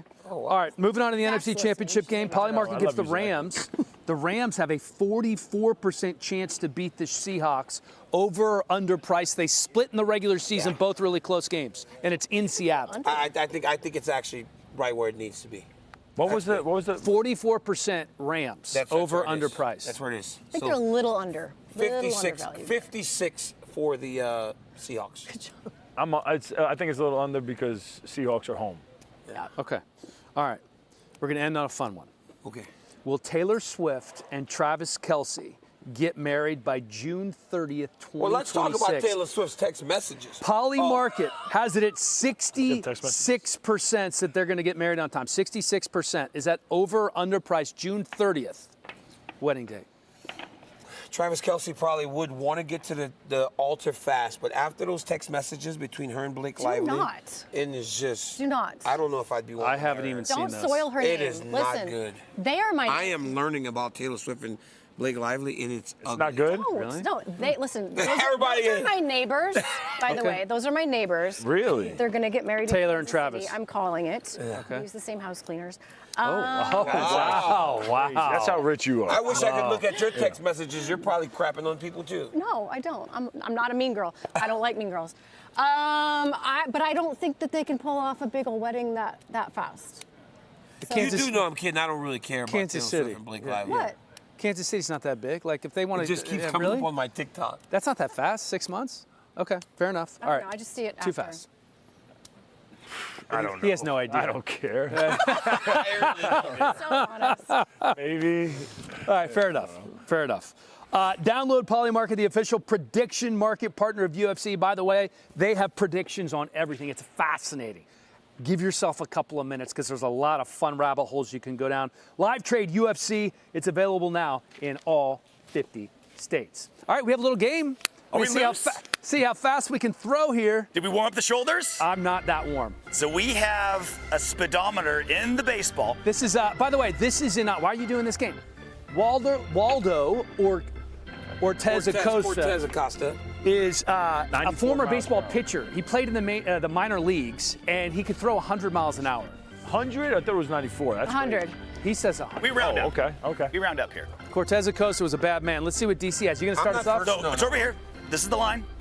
Go, 20 feet away. Hellcat's up. I haven't even warmed up. guys, over Let me here. swing a little bit. Your whole life. Let me Over swing a little bit. Helly, over here. Helly, you're up. 20 feet. Oh, Nice and boy. close. Helly, This is Helly's probably dangerous. the Make sure it's favorite. turned on. Let me see. Make sure it's okay. So He has no injuries. Start. No. Should be bad. Last And time then I did this, make sure it didn't you feel good. squeeze it and you see those dashes, Okay. and then it's hot. So it's going to be way lower. Like, So it's make going to sure- be like 32, 40. High 30s would be trash. pretty good. That's what it's going to be. It's going to be in like the you throw 30s. Not really. 40. All right. It's not bad. 40. It's not bad. So make sure to squeeze it and see the dashes. So no. Just squeeze it. The ball? Yeah. So start that. Now make sure you see the squeeze and see the dash, and then throw. This is gonna be a meme right here. Good. Okay. You Blowing try. It's like a shot put. Okay. Look at 56. 56. Oh, that's unbeatable. That's Look at speeding. That's speeding in a residential. So wait, it doesn't have to be accurate Look how because big his chest is. yeah. Accuracy doesn't matter. So you just hit start, and then squeeze it. So hurt make my sure you arm see so those bad. dashes. See, that's why I'm not. All right, now I'm good. Yep. 40. I hurt my arm so bad. Come on, Chris. Injure your other shoulder. Oh, terrible. Trash. That was terrible. That is so trash. It slipped. It slipped. Let's see what it says. And you beam the batter. He said 58. Oh, let's go! I win. Bro, come on. Well, Laura might I beat haven't me. even gone yet. crazy. Watch him master. Start, and then make sure you squeeze and see the dashes. Okay. Almost 60 miles per hour, baby. I don't think that's accurate. This is Let's go, Senko. Okay. this is gonna be fun. Oh God! Are you serious? Are you okay? I think she's fake. Are you okay? She doesn't want us to see her throw. Someone call an ambulance. No, she doesn't want us to see her throw. My back. Okay. Hey, guys, get the medic. Get the medic. You need a bacchiotomy. Someone crack her back. My back. All right, let me help you. Yeah. No, I can't get up. My back. You faint? Oh, he's gonna try He's to doing it again? Oh, that's worse. It doesn't even look, I mean, it just looks so unorthodox. Yeah. 70. Let me see. 70. Let me 70. give me one. I haven't thrown second yet. 30. 30. 30. All right, start this over. Yeah, start. All right, Squeeze so I and think see I the dominated dashes. Now Helly's coming back. Okay, so make sure you. Yeah, see what it's tight. Yeah, it just makes you walk slow. That has to be faster than either of yours.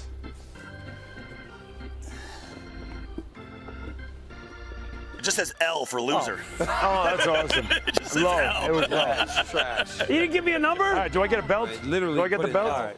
Fair enough. Let's go. I What's the would next have won, but I did not think I'd win that. That's how, Injury. What are the standings? Oh, my God. RJ, you didn't have to do that. You could have played dead like Senko. Was there really 50. no reading on my last throw? What? was 50. real. All right, that's not bad. All right. All right, last game. What's happening? Last game. Congratulations, champ. Thank you, man. I appreciate that. Maybe it must be the jacket. Well, yes, it does. The jacket. Loosen up my arm. Yeah. Nice You can claws. catch Chris Weidman on the pre-show on Paramount Plus. We got one more game, guys. Oh, we do? We got one more game. What is it? Show the video. All right, let's take Here's a an look example. So bounce it. How many times can you go under it? 2, 3, 4. Oh, she was good. How many times? So whack it. Throw it down. How many times can you go under it? The first time you do it, does going under count? The first time you go under it? Well, go ahead, Chris. You do it. You're the champ. Champ leads. All right, I'll lead. No, champ wants to go last. Okay. Who's first, Chris? The order.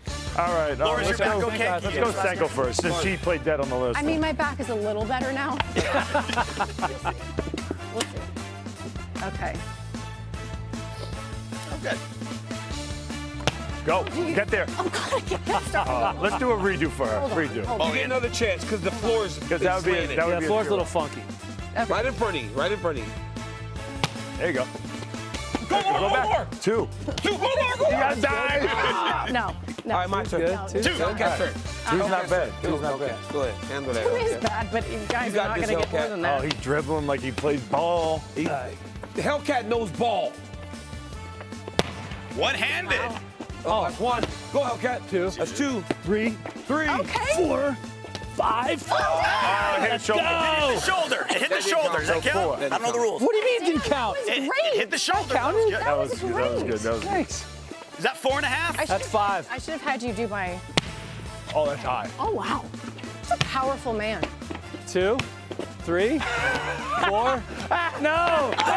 We got 4. Yes. That was good. Floor is not. I thought I had 5.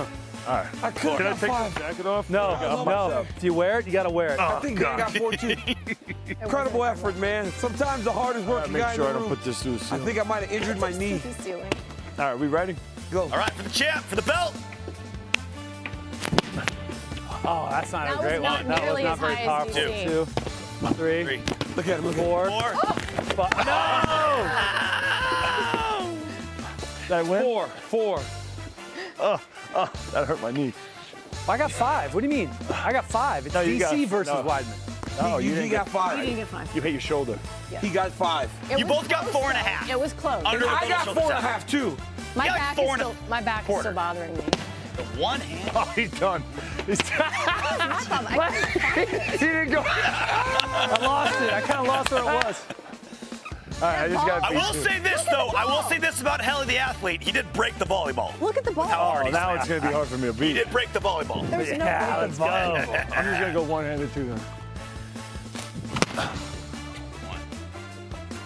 2, Easy to beat that 3. 3, 4.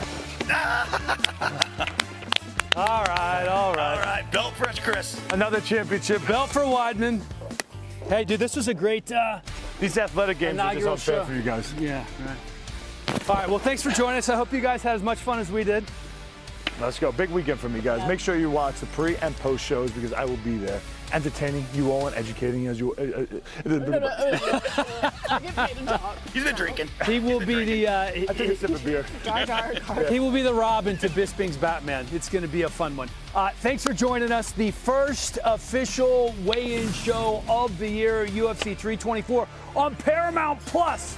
If you don't have it, get it now, and it's free for the rest of the year. Enjoy the fights, everybody. Great card for Weidman and Senko and DC. I'm Dan. Don't forget the ceremonial weigh-ins starting at 4 Pacific. You will want to catch those. Remember, Patty said he's going to spice it up a little bit with Gachi.